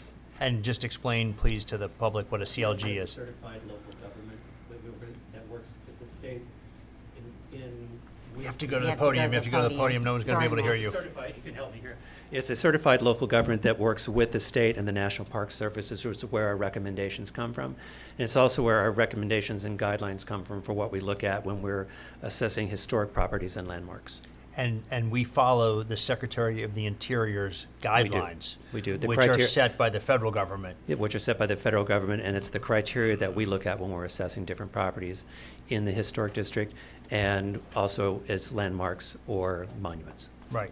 And in terms of interior structures, I think, for example, probably we're only talking about things like the Halsey House on South Main Street and very Yes, few. It's funny, I was trying to think at the top of my head, I can think of, it's a handful, like Bethel Church at 209 Windmill, for example. Yeah. It has important history to us, so that would come into it. Hildreth's might, if somebody wanted to, because it's still an intact historic structure in the retail district. It's mostly churches and museums that would come into it, and maybe one or two or three of the buildings in our historic district for retail, but very, very few are still intact. So Right. that's where it would come into play. So I just don't want people to think that all of a sudden. No, the it's ARB is trying to and now remember, get these inside people's would only houses. be buildings where the public, they're open to the public and the public is invited in. So Right. it is only for And buildings. so they have to be open to the public. Open to the public. Okay, Yeah, that's it has very good nothing to do with point. residential. I appreciate that. Yeah. Mark, I get a lot of discussion from residents about the abandoned building opposite the firehouse. Would this bill have anything, make it more difficult for the remediation of that building and the renewal of that building? It actually may help it, because there's some language and responsibility for older buildings. It actually makes our job a little bit easier and actually help in that process. Thank you. Just one point I'd like to make is that remaining a certified local government entitles the village to additional grants from the state. Thank you, Andrew. Mark, thank you very much. Nice work, and thank you to all the members of the ARB. Also, what I like about this is Chapter 65-2, each member of the board shall complete, the 4 hours of training, so that's an added part of the code, which I think is great. Hopefully, the members of the board are okay with that, but but I think it's a great. 2 hours 2 weeks ago. Yeah. Right. If the meetings till 1 o'clock in the morning weren't enough, you guys have to do training, so we really appreciate all of your hard work. These are extremely strenuous boards, so thank you very much for that. And then what I also think is great is Chapter 65-10, which strengthens that portion of the code and provides more detail as to what is a property in the state of disrepair. So it's less subjective, and now it's very objective here. So thank you very much for the good work on this one, and thank you, Andrew, and thank you to Alice. Thank you for your support. Thank you. Any other comments from board members? No, I think it's No, it's I good. think it's great. It's very comprehensive. All right, excellent. So I'll make a motion to close the public hearing regarding local law 12-2023, the proposal to amend Chapter 65. Is there a second? Second. All in favor? Aye. All right.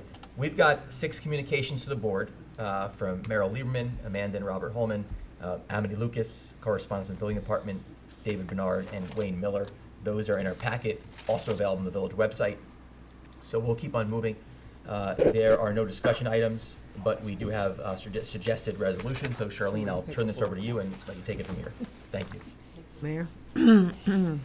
Resolution number 1, resolved that the claims for the warrant dated April 13th, 2023, totaling $371,092.67. Warrant A24, General Fund. $360,000.80, warrant H13 Capital Fund, $23,194.48, warrant A25 Utility Fund, and $670 warrant CS2 Special Trust Fund are audited and approved. Is there a motion? Motion. Second? Second? All in favor? Aye. Unanimous. Resolution number 2, resolved that the Board of Trustees adopts the budget for the fiscal year commencing June 1st, 2023 through May 31st, 2024, I'm sorry, this is the resolution we need to table. This Yeah. is the Yeah. tax cap Yep. resolution, so. So I'm do we Do you have to have a read it? formal We're going to table? ask a motion to table. Motion Okay. to table. Second? Second? All in favor? Aye. Any opposed? Resolution number 3, resolved that the Board of Trustees hereby approves the 2023-24 tentative budget as adopted, as the adopted 2023-24 budget. Is there a motion? Motion. Second? Second, gladly. All in favor? Aye. Any opposed? Unanimous. Resolution number 4, whereas in connection with the contemplated, is this a resolution? We are passing this one tonight, Do you correct? want me to read it? Oh, yes, we have to be careful. Did you have to read this very carefully? No, I feel bad for Charlene because it's too long and it's my fault that It's it's the so Lot long. of It's the whereas in secra. here. But this is the negative declaration whereas. resolution for the arts and culture overlay. In order, this is important. Whereas, in connection with a contemplated arts and culture overlay district within Southampton Village Center along portions of Hill Street, Jobs Lane, Windmill Lane, and Pond Lane, for which project the village on February 21st, 2023, did declare itself lead agency, and whereas on March 15th, 2023, the village planner referred the matter to the Suffolk County Planning Commission, and whereas the Suffolk County Planning Commission addressed the matter during a meeting of same held on April 4th, 2023, and voted unanimously to approve it, and whereas the Village of Southampton requested and the village's planning consultant, BFJ Planning, did conduct a full environmental assessment of the proposed arts and culture overlay district and issued Part 1 of same on February 14th, 2023, Part 2 on March 24th, 2023, and Part 3 on March 29, 2023. And whereas the Board of Trustees determines that the proposed action is a Type 1 action for purposes of seeker review, and whereas the proposed arts and culture overlay district is intended to ensure that the zoning code is supportive of arts and cultural uses, galleries and art stores, community-oriented spaces and offices, and artist studios and residences, and whereas the proposed arts and culture overlay district does not include any specific construction and therefore is not accompanied by any site-specific impacts, while the proposed action may occur in or adjacent to a historic or archaeological resource, the proposed arts and culture overlay district is also located within the Southampton Village Historic District. Therefore, be it resolved, the Board of Trustees of the Incorporated Village of Southampton declares that, based on the environmental record which has been prepared, the proposed action will result in no major environmental impacts and will therefore not cause significant damage to the environment. A negative declaration under seeker is hereby issued for this proposed action. Is there a motion? Motion. Second. Second. All in favor? Aye. Are any opposed? None. The motion carries unanimously. Resolution number 5, resolve the Board of Trustees of the Incorporated Village of Southampton hereby approve Local Law 3-2023, the proposal to add Section 8.1 of Chapter 116, Arts and Culture Overlay District. Is there a motion? Motion. Second. Second. All in favor? Aye. Any opposed? Hearing none. Charlene, do you want me to carry? No, it's okay. Okay, I'll stand down. Resolution number 6, I believe this is we're going to need a We need a motion to table. table this since we've adjourned the public hearing, correct? Yes, correct. Okay, so we need a motion to table resolution number 6. Motion. Second. Second. All in favor? Aye. Any opposed? The resolution is unanimous. Resolution number 7, the Board of Trustees of the Incorporated Village of Southampton hereby approve Local Law 9-2023, the proposal to amend Chapter A 119-4, expiration of permit extensions, conformance with specifications display, Building Department renewal fees. Is there a motion? Motion. Second. Second, Trustee Manger. All in favor? Aye. Any opposed? Motion's unanimous. Resolution number 8, resolved that the Board of Trustees of the Incorporated Village hereby approve Local Law 12-2023, the proposal to amend Chapter 65, Historic and Landmark Preservation. Is there a motion? Motion. Second. Second. All in favor? Aye. Any opposed? Resolution's unanimous. Resolution number 9, the Board of Trustees approves funding as a cost share to the Southampton Town Trustees Piping Plover Program in the amount of $9,850 to be paid from Trustee Special Projects A 1010-443. Is there a motion? Motion. Second? Second. Quick discussion. Just wanted to thank Trustee Ann Welker, who's here. I hope you didn't have to wait the entire meeting just to watch us pass this resolution, but we're happy to But it's collaborate with you appreciated. guys. Yes. Thank you. Thanks again. So all in favor? Aye. Any opposed? The resolution is unanimous. Resolution number 10, the Board of Trustees approves the request for Christine Brennan and Brendan Reagan from the Southampton, to run the Southampton Ocean Preparation Facilitators to hold their third annual Junior Lifeguard Saving Program to be held at Cooper's Beach on Saturday mornings from July 8th through August 5th, 2023, from 8:30 a.m. to 11 a.m. Is there a motion? Motion. Second? Second. All in favor? Aye. Thank you back there, too. Any opposed? I feel bad you had to sit through Thanks six for hanging out. 6 public hearings. The resolution is unanimous. Resolution number 11, the Board of Trustees approves the Southampton Village Ocean Rescue Corps to host the Village Adult Ocean Safety Course to be held at Cooper's Beach on Tuesday evenings, July 11th through August 8th, 2023, from 4 to 4:45 p.m. Is there a motion? Motion. Second? Second. All in favor? Aye. Any opposed? Unanimous. Resolution number 12, whereas the Village of Southampton is desirous to comply with all legal obligations and to train its agents and employees regarding same, be it resolved that all board members of the Village of Southampton Board of Trustees, all board members of the Village Land Use Boards are directed to receive 60 minutes of training annually regarding the obligation imposed by New York State Open Meetings Law. Be it further resolved that the village administrator is hereby directed to identify training materials and to effectuate said training as promulgated by the Committee on Open Government and other qualified agencies. Is there a motion? Motion. Second? Second. All in favor? Aye. Any opposed? Unanimous. I think we are requesting a resolution number 13, I'm sorry. Whereas on March 13th, 2023, the Village of Southampton received a request for permission to use the village seal in the Bravo television program Summer House, and whereas the village is mindful that additional publicity for the village, particularly during the summer season, will likely exacerbate the village's summertime traffic congestion, be it resolved that the Board of Trustees of the Village of Southampton deny this request. Is there a motion? Motion. Second? Is there no second? So are we approving the request?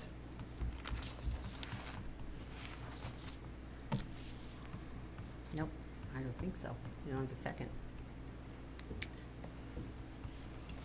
We can keep on going here, but we obviously had a Okay. request, and Well, there was Eh. no second, so I don't believe there's a discussion if there's no second. the point here is that we received the request, If and there's no second, is there a discussion? there is, Mr. Preston? The motion fails. Motion fails. again, as you may know, pursuant to 4-400, the mayor does preside over the meeting, so I am allowed to conduct the meeting, despite the there's- fact that there's no discussion. That's correct. Thank you, Andrew. So I just want to put on the record here that it's important if we have a request, it's important to discuss and to deliberate in public. And I think that it actually helps us from a legal standpoint to simply pass a resolution denying said request, because this gives clarity to the applicant as well as to the public as to whether or not we are accepting it or denying it. And so if this show does want to use the village logo, they do not know whether or not they can or not. And therefore, I think it's important, if the village board does want to deny it, to then pass a resolution. But if we're allowing it, then that's okay. No resolution is needed. So, okay, we'll keep on moving. Resolution number 13. 14. I'm sorry, 14. Resolved that the Board of Trustees authorize the Treasurer's Office to amend the 2022-23 budget. Budget amendment number 343, funding budgetary appropriation shortfalls. Is there a motion? Motion? Second? Second. Discussion. I mean, where do we have the backup on this? It's in your It's in packet. the packet. It's under resolution, tab number 13. Okay, well, should this be made public somewhere as well? I mean, It's again, it's into the, it's been It's been into the entered record. into the is minutes. it into the record? Yeah. Okay, as long Yes, as it's in it the is. record, I'm fine. My agenda reads Budget Amendment 206. Yeah, that's a Am I typo. using an older? Okay, sorry. As long as it's public, I just want to make sure that everyone can see what this is. Yes, it was late in the day today because I had a massive computer problem, and Okay. fluid imagery was remoted into my computer for Okay, fine. a good portion of the day, so it normally gets sent with the agenda, but it was a little late today. So, all in favor? Aye. Any opposed? The resolution carries. Resolution number 15, Board of Trustees authorize the village treasurer to amend the 2022-23 budget for the purchase of street line sweepers as follows, from A 51041, highway supplies in the amount of $15,000 to A 510.2, highway equipment in the amount of $15,000. Is there a motion? Motion. Second? Second. All in favor? Aye. Any opposed? Unanimous. Resolution number 16, whereas a memorandum of agreement, MOA, with the Southampton Village CSCA has been reached through the negotiation process, and the CSCA membership has been approved, the MOA by majority vote. Now therefore be it resolved.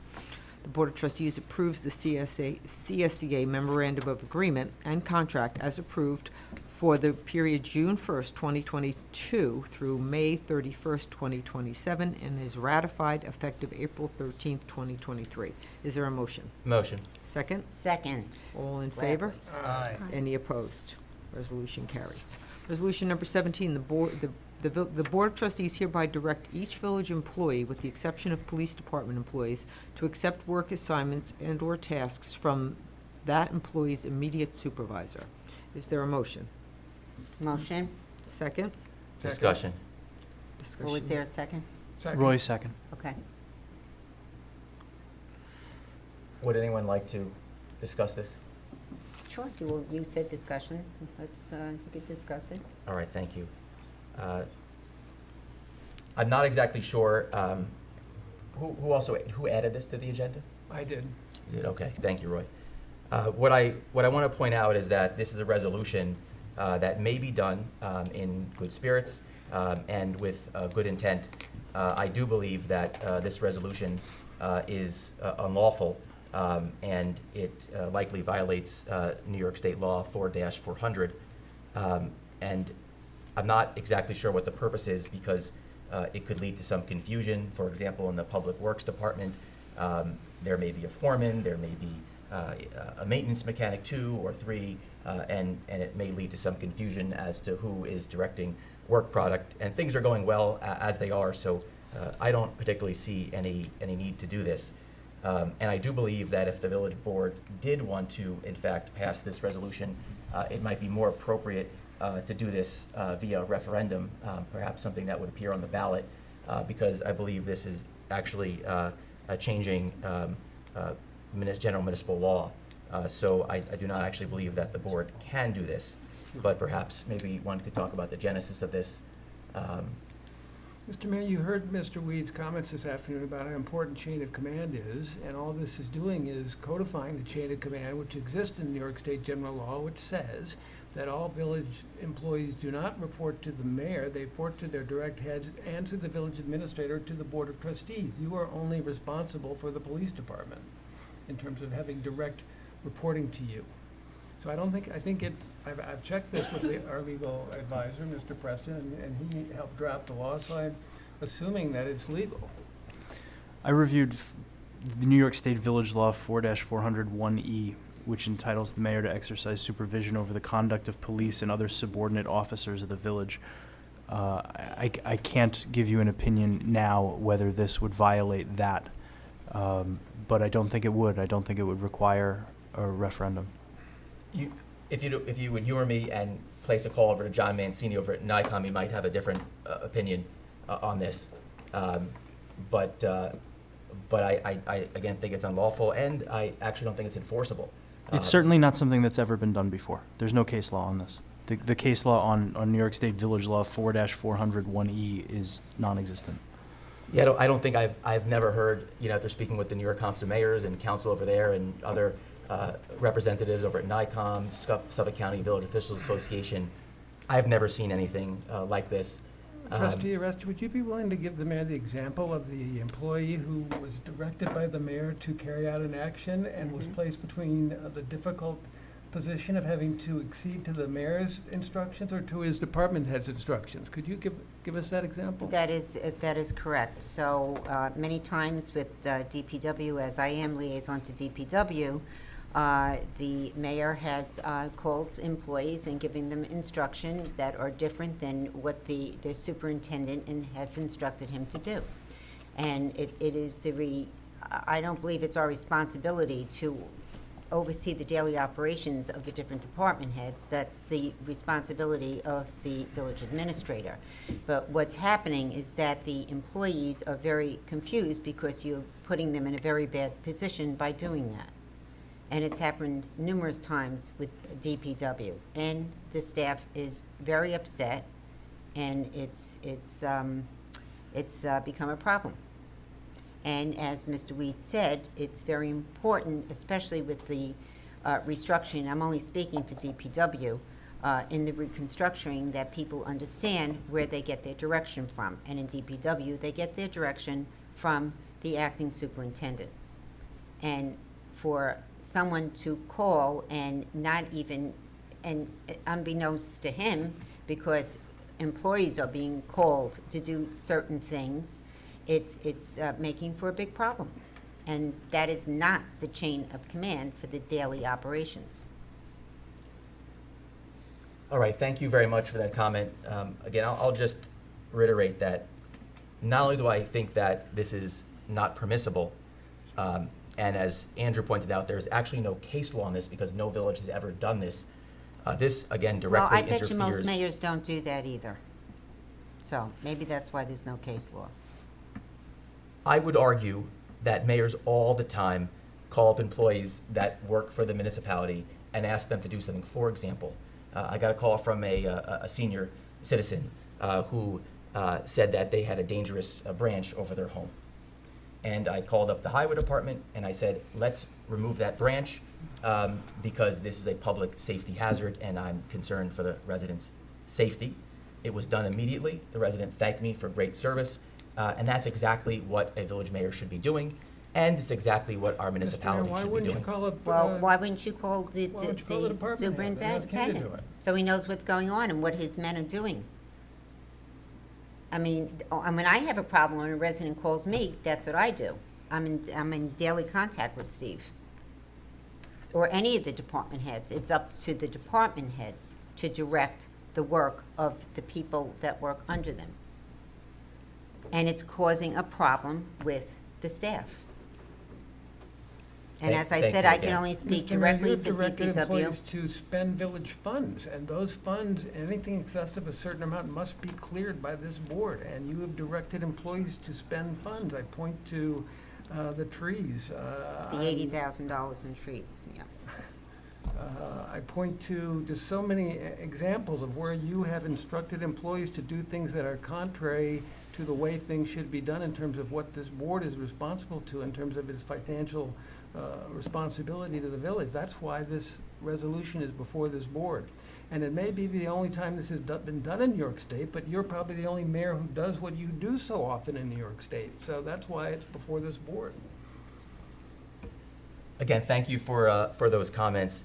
I do strongly disagree with your analysis of that, and I do think that it is not just unlawful, but it's not in the best interest of this village for this board to try to restrict my ability to do the job that I was duly elected to do. And I'm ready to move on with this. Again, I don't even believe this is enforceable, but I don't think this is the best use of trustee time to be passing resolutions, essentially limiting authority of the executive branch of government. The trustees, according to 4-412 of New York State law, have a completely different set of roles and responsibilities. Those roles and responsibilities primarily have to do with the budget, having to pass local laws, like we had multiple public hearings regarding zoning tonight, and deal with contracts, roads, etc. So again, I don't particularly feel that this is a good use of trustee time to try to limit the authorities of the executive branch of government. It is clear that this board is going to pass it. I strongly disagree with this action. Again, I believe it to be unlawful and unenforceable. But you are free as the majority of the board to do that. And I just find it to be disappointing. We had a great meeting tonight. We got a lot done, and this is just the type of thing that I do not believe the public wants to see or the public asked for. So again, thank you to the board tonight. So all in favor? Aye. Aye. Any opposed? Opposed? The mayor opposed? Mhm. The motion carries 4-1. Resolution number 18, the Board of Trustees approved at the 10/28/22 Board Work Session a consulting contract with Harry L. Weed II to provide consulting services to the Acting Superintendent of Public Works at a rate not to exceed $150 an hour and not to exceed a total of $25,000, which would terminate 90 days after execution. Now be it further resolved, the Board of Trustees approves an extension of this contract through June 30th, 2023. Total expended to date is $10,600, and further amends the contract to reflect Mr. Weed's new corporate name, which is HLW2 Incorporated. Is there a motion? Motion. Second? Second. All in favor? Aye. Any opposed? Unanimous. Resolution number 19, resolve the Board of Trustees accepts the letter of resignation from Joseph Riccardi, Seasonal Police Officer, Southampton Village Police Department, effective April 7th, 2023. Is there a motion? Motion. Second? Second. All in favor? Aye. Any opposed? Unanimous. Resolution number 20, resolved that the Board of Trustees accepts the letter of resignation from William Miller, Tree Trimmer 1, Highway Department, effective April 3rd, 2023. Is there a motion? Motion. Second? Second. All in favor? Aye. Any opposed? Unanimous. Resolution number 21, resolved that the Board of Trustees authorizes the mayor to execute an extension of the village's existing licensing agreement with Pedal Share Incorporated as previously authorized by Village Board Resolution number 13 as adopted at the May 14th, 2020 meeting of the Board of Trustees. Is there a motion? Motion. Second. All in favor? Aye. Any opposed? Unanimous. Resolution number 22, the Board of Trustees hereby rescinds Resolution number 19 as previously resolved during the March 21st, 2023 meeting. The Board of Trustees, which resolution approved the temporary closure of Job's Lane between Windmill Lane and Main Street for its second annual Southampton Fashion Week, annual Fashion Week on Friday, August 25th, from 6:30 p.m. to 7:30 p.m. Is there a motion? Is Motion. there any communication from the organization? Yes, I do have communication, which is in tab number 22. We have an email to Village Clerk Kathy Sweeney, from D Company. It says, "Dear Kathy and Board of Trustees, the Southampton Village, on behalf of DCG Media Group and Hampton's Fashion Week, we would like to thank you for your vote of confidence in giving us a yes for approval on the runway on Job's Lane at 2023 event that took place last year in 22 for the 2023 year. It is the first time in Southampton for an event like this to take place, and it brought the community and local stores, press, new clients an opportunity to come together and celebrate fashion, beauty, and most important, an experience that people are talking about and look forward to now every year. We are getting calls to this day from the Hampton community asking us when we're coming back. Yesterday, a resolution was made in error mentioning Southampton Arts Center from 2022 to now 2023. We had decided last year not to partner with SAC for 2023 and had other partners instead. I spoke with Kathy, and she kindly was able to add the new partners to the resolution. This being said, we are addressing a few items and issues that need to be resolved from 2022, and I'm having my team take care of and address them. At this time, I gratefully decline for 2023, and we will resume for 2024. I'm thankful for you all and look forward to working closely with Southampton Village. My goal has always been to bring the community together and and an opportunity for local businesses to have new business, new opportunities, and out-of-the-box events that benefit everyone. Thanks again. Appreciative, D. Thank you. Okay, so do we have a second on the motion? Second. All in favor? Aye. Any opposed? Unanimous. Resolution number 23, whereas the Village of Southampton has received a request to participate in the Cornell University Cooperative of Suffolk County and in a partnership with the New York State Department of Environmental Conservation to conduct nighttime beach surveys on the Bayside Beach located on Meadow Lane. Now therefore be it resolved that the Board of Trustees approves the surveys to be conducted on approximately 15 nights between May and June for 2 hours. A schedule has been provided to Southampton Village Police Department as notified. Just to further elaborate, there's information in the packet. This is for a horseshoe crab inventory and study. So is there a motion? Motion. Second? Second. All in favor? Aye. Aye. Any opposed? Unanimous. Resolution number 24, the Board of Trustees approves the applications for Schneps Media to hold an event sponsored by Dan's Papers to be held at the Southampton Arts Center on Sunday, May 28th, 2023, from 6 to 9 p.m., from 6 to 10:30 p.m. for 600 participants. Is there a motion? Motion. Second. Second. All in favor? Aye. Any opposed? Unanimous. Resolution number 25, the Board of Trustees approves the Southampton Rose Society Third Annual Rose Day to be held on Saturday, June 17th. Festivities will last throughout the day and are in conjunction with the Rogers Memorial Library and local businesses where they are invited to participate in a friendly competition to decorate their storefronts and windows with rose-themed displays. Is there a motion? Motion. Second? Second. All in favor? Aye. Any opposed? Unanimous. There are 3 mayoral appointments. Mayor, would you like to discuss those? Or do you want me to read You them? can read them, thank you. Mayoral appointment number 1, resolved that the mayor appoints the Board of, Mayor and the Board of Trustees, Mayor appoints and the Board of Trustees approve the appointment of Kyle Wright, Automotive Mechanic 2, in the Central Garage at a salary of $54,408.08, effective Friday, April 21st, 2023. Is there a motion? Motion. Second? Second. All in favor? Aye. Any opposed? Unanimous. Resolution number 2, resolve the mayor appoints and the Board of Trustees approves the appointment of Kurt Grodzki, Public Safety Dispatcher 1 of the Southampton Village Police Department at a salary of $49,194.95, effective Friday, April 21st, 2023. Is there a motion? Motion. Second? Second. All in favor? Aye. Any opposed? Unanimous. Resolution number 3, resolve that the mayor appoints and the Board of Trustees approves the reappointment of Laura Davini and Eduardo Simeone as members of the Planning Commission for a term ending June 30th, 2025. Is there a motion? Motion. Second? No second?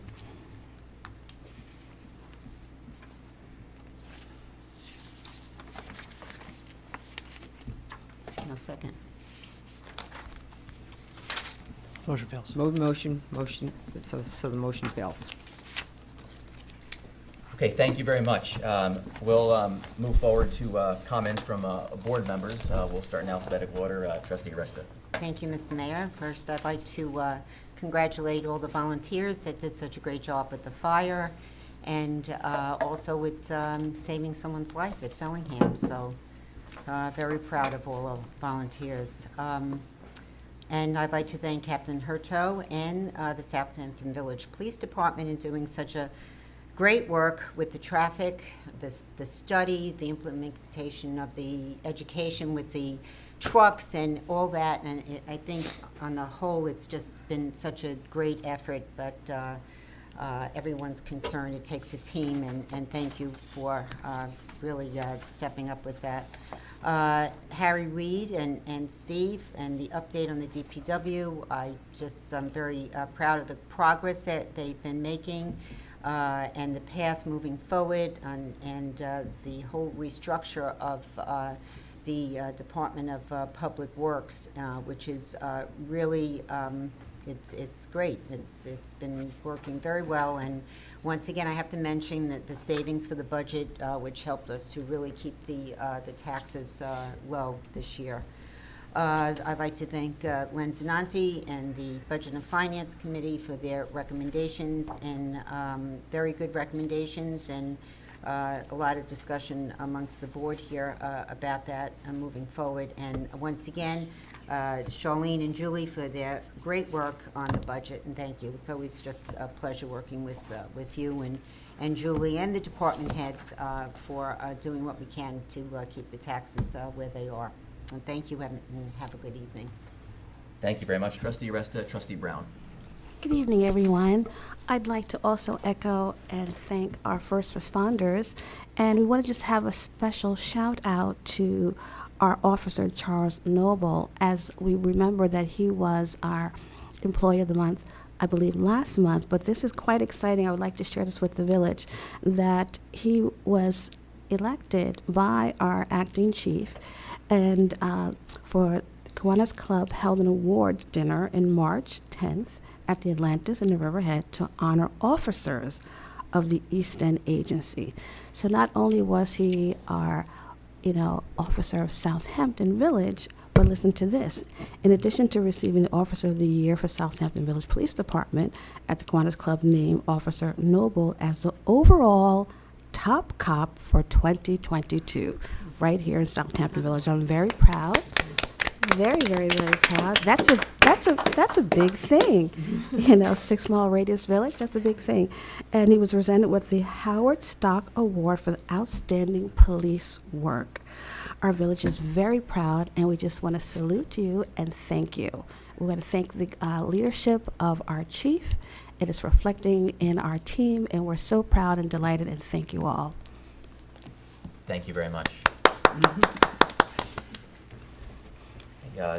Trustee Manger. Yes, I just wanted to say that I have been working with Robin Brown and Walter Dean, and I'm pleased to report that there is a donor who is going to be donating all new bike racks and trash cans for the village beaches. That is exciting. The order has been placed, and they will be in place for this summer. And they're all donated, so they will cost the village nothing except the cost of having DPW put them down at the road ends at the beaches. So that's a huge plus, and I think it's going to look great. And looking forward to other further enhancements to the village this summer. And I think it's always great when we can find a donor who will step up and help to beautify the village. So again, I just wanted to make that announcement and thank you, Robin, for helping us beautify the village of beaches. And I want to thank Walter Dean very much for his hard work in this effort as well. That's the beauty of teamwork. Yeah, thanks. Thank you very much, Trustee Manger. Trustee Stevenson. Thank you. Likewise, I want to call out our emergency responders, the ambulance folks. And the fire department. We had a busy week saving somebody's life at Fellingham's and then saving our Union Burger joint from burning down. 2 very valued establishments in the village, and I'm glad they're still around where we can go have something good to eat. Amazing to me, you're sitting there at 10:40 on Easter Sunday, you get a call, 45 people from the fire department show up, and within 3.5 minutes, spend the next several hours putting the fire out, don't get out of there until 2 a.m. It's amazing that we are so blessed to live in this village and have people who are willing to volunteer their services and provide that to us. Also want to give a big shout out to our police department. I happen to live up Bishop's Lane, and I've been super pleased to see that in addition to creating the no right turn situation to alleviate cut-through traffic, our police department is doing a great job enforcing that. I come out in the morning and I see a car, what's a police car called? It's not really a police car. It's not an unmarked unit. I see the It's a good thing you're still here. I see the unmarked unit. Sometimes it's parked behind dispatch there or whatever, and so it's catching the speeders. Then when I come home at night, I see them either on Bishops or on Corrigan or wherever, getting ready to make sure that people are making the right turns. We talked a little bit in the meeting about getting the overweight trucks handled. And all in all, I just think consistent enforcement of our traffic laws and visible police presence in the critical areas will create for this village a reputation among the daily trade commuters that this village is a place where you do not mess around. That's right. And this will, in itself, make our village a safer and hopefully less congested place. I've also noticed the presence in our village business district of more of our smartly uniformed officers on foot patrol. And I happened to bump into one of them, that was Captain Hertow, this morning outside my store, looking very sharp, and she was on patrol. She confirmed my impression of the increased presence and said it was one of her directives. She remarked that she couldn't expect her officers to go out on foot patrol if she didn't do it herself. Great leadership. I told her that I might be old-fashioned, but to me, the sight of a cop walking down the street and smiling at people just makes me feel that in spite of all the terrible news we hear and read about every day, there's still something right with the world. Yes. And that peace and law and order will prevail, Yes. at least in our little small corner of the world. That said, all is not well in our little corner of the world. Within recent days, the mayor released to the Southampton Press a privileged and confidential letter of claim made against the village by his former assistant, Miranda Weber. This letter contained extremely serious allegations against the mayor, including sexual harassment, creating a hostile environment towards female employees, and violating federal wage and hour laws.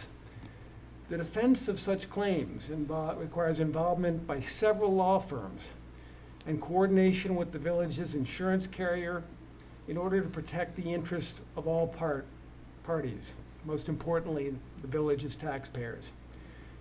The mayor took this action despite clear written legal counsel advising against such public disclosure.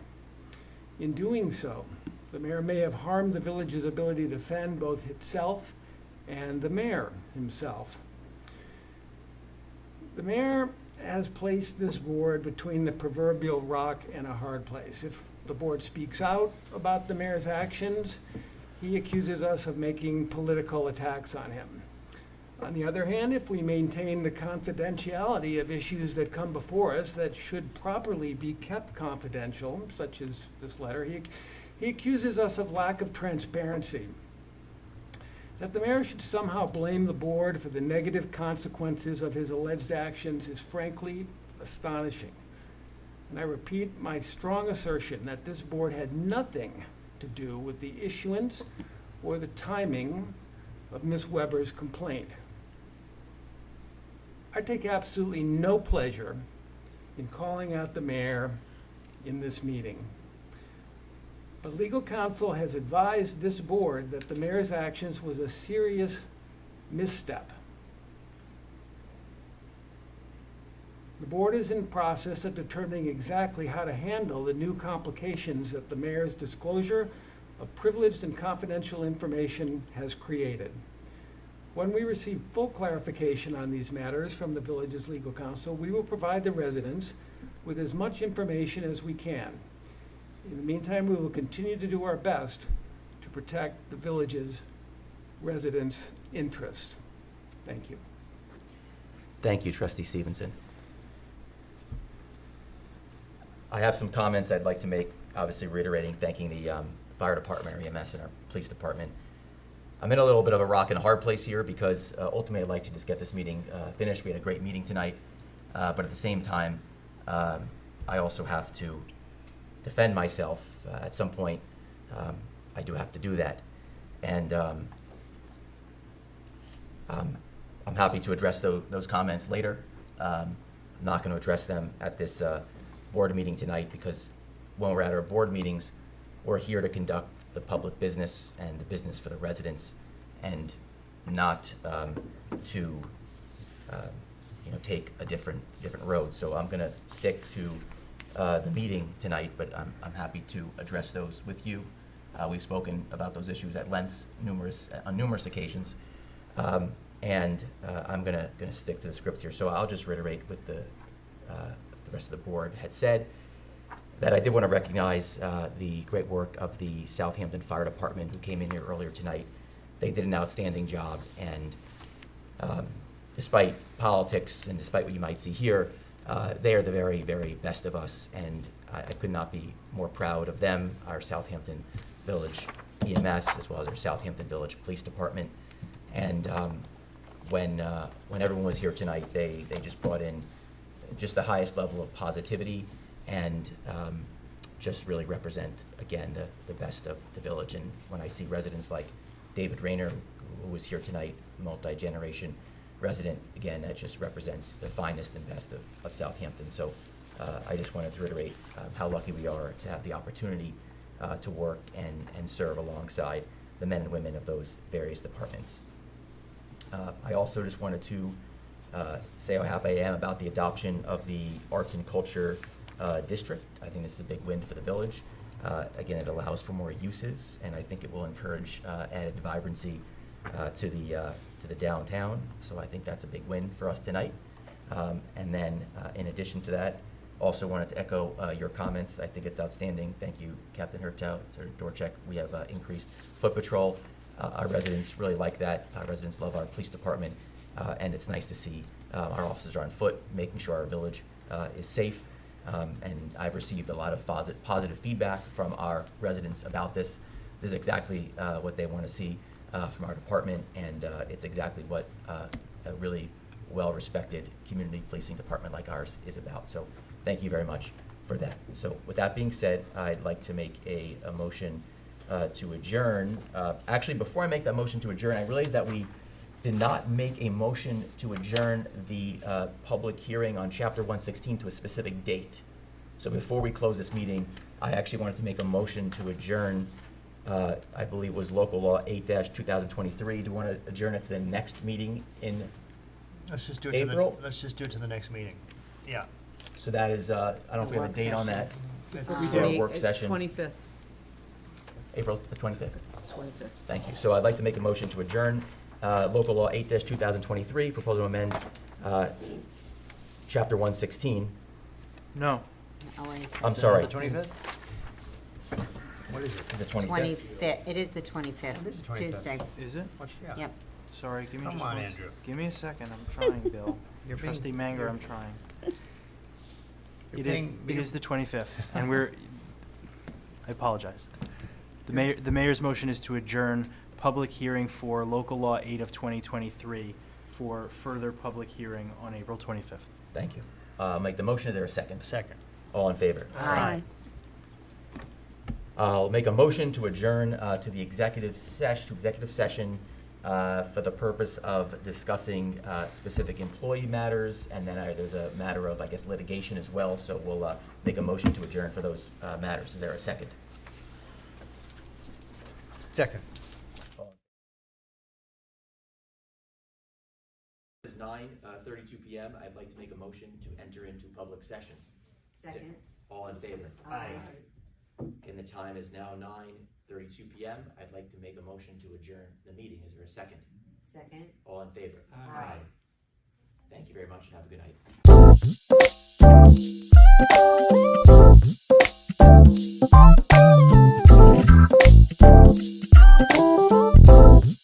night.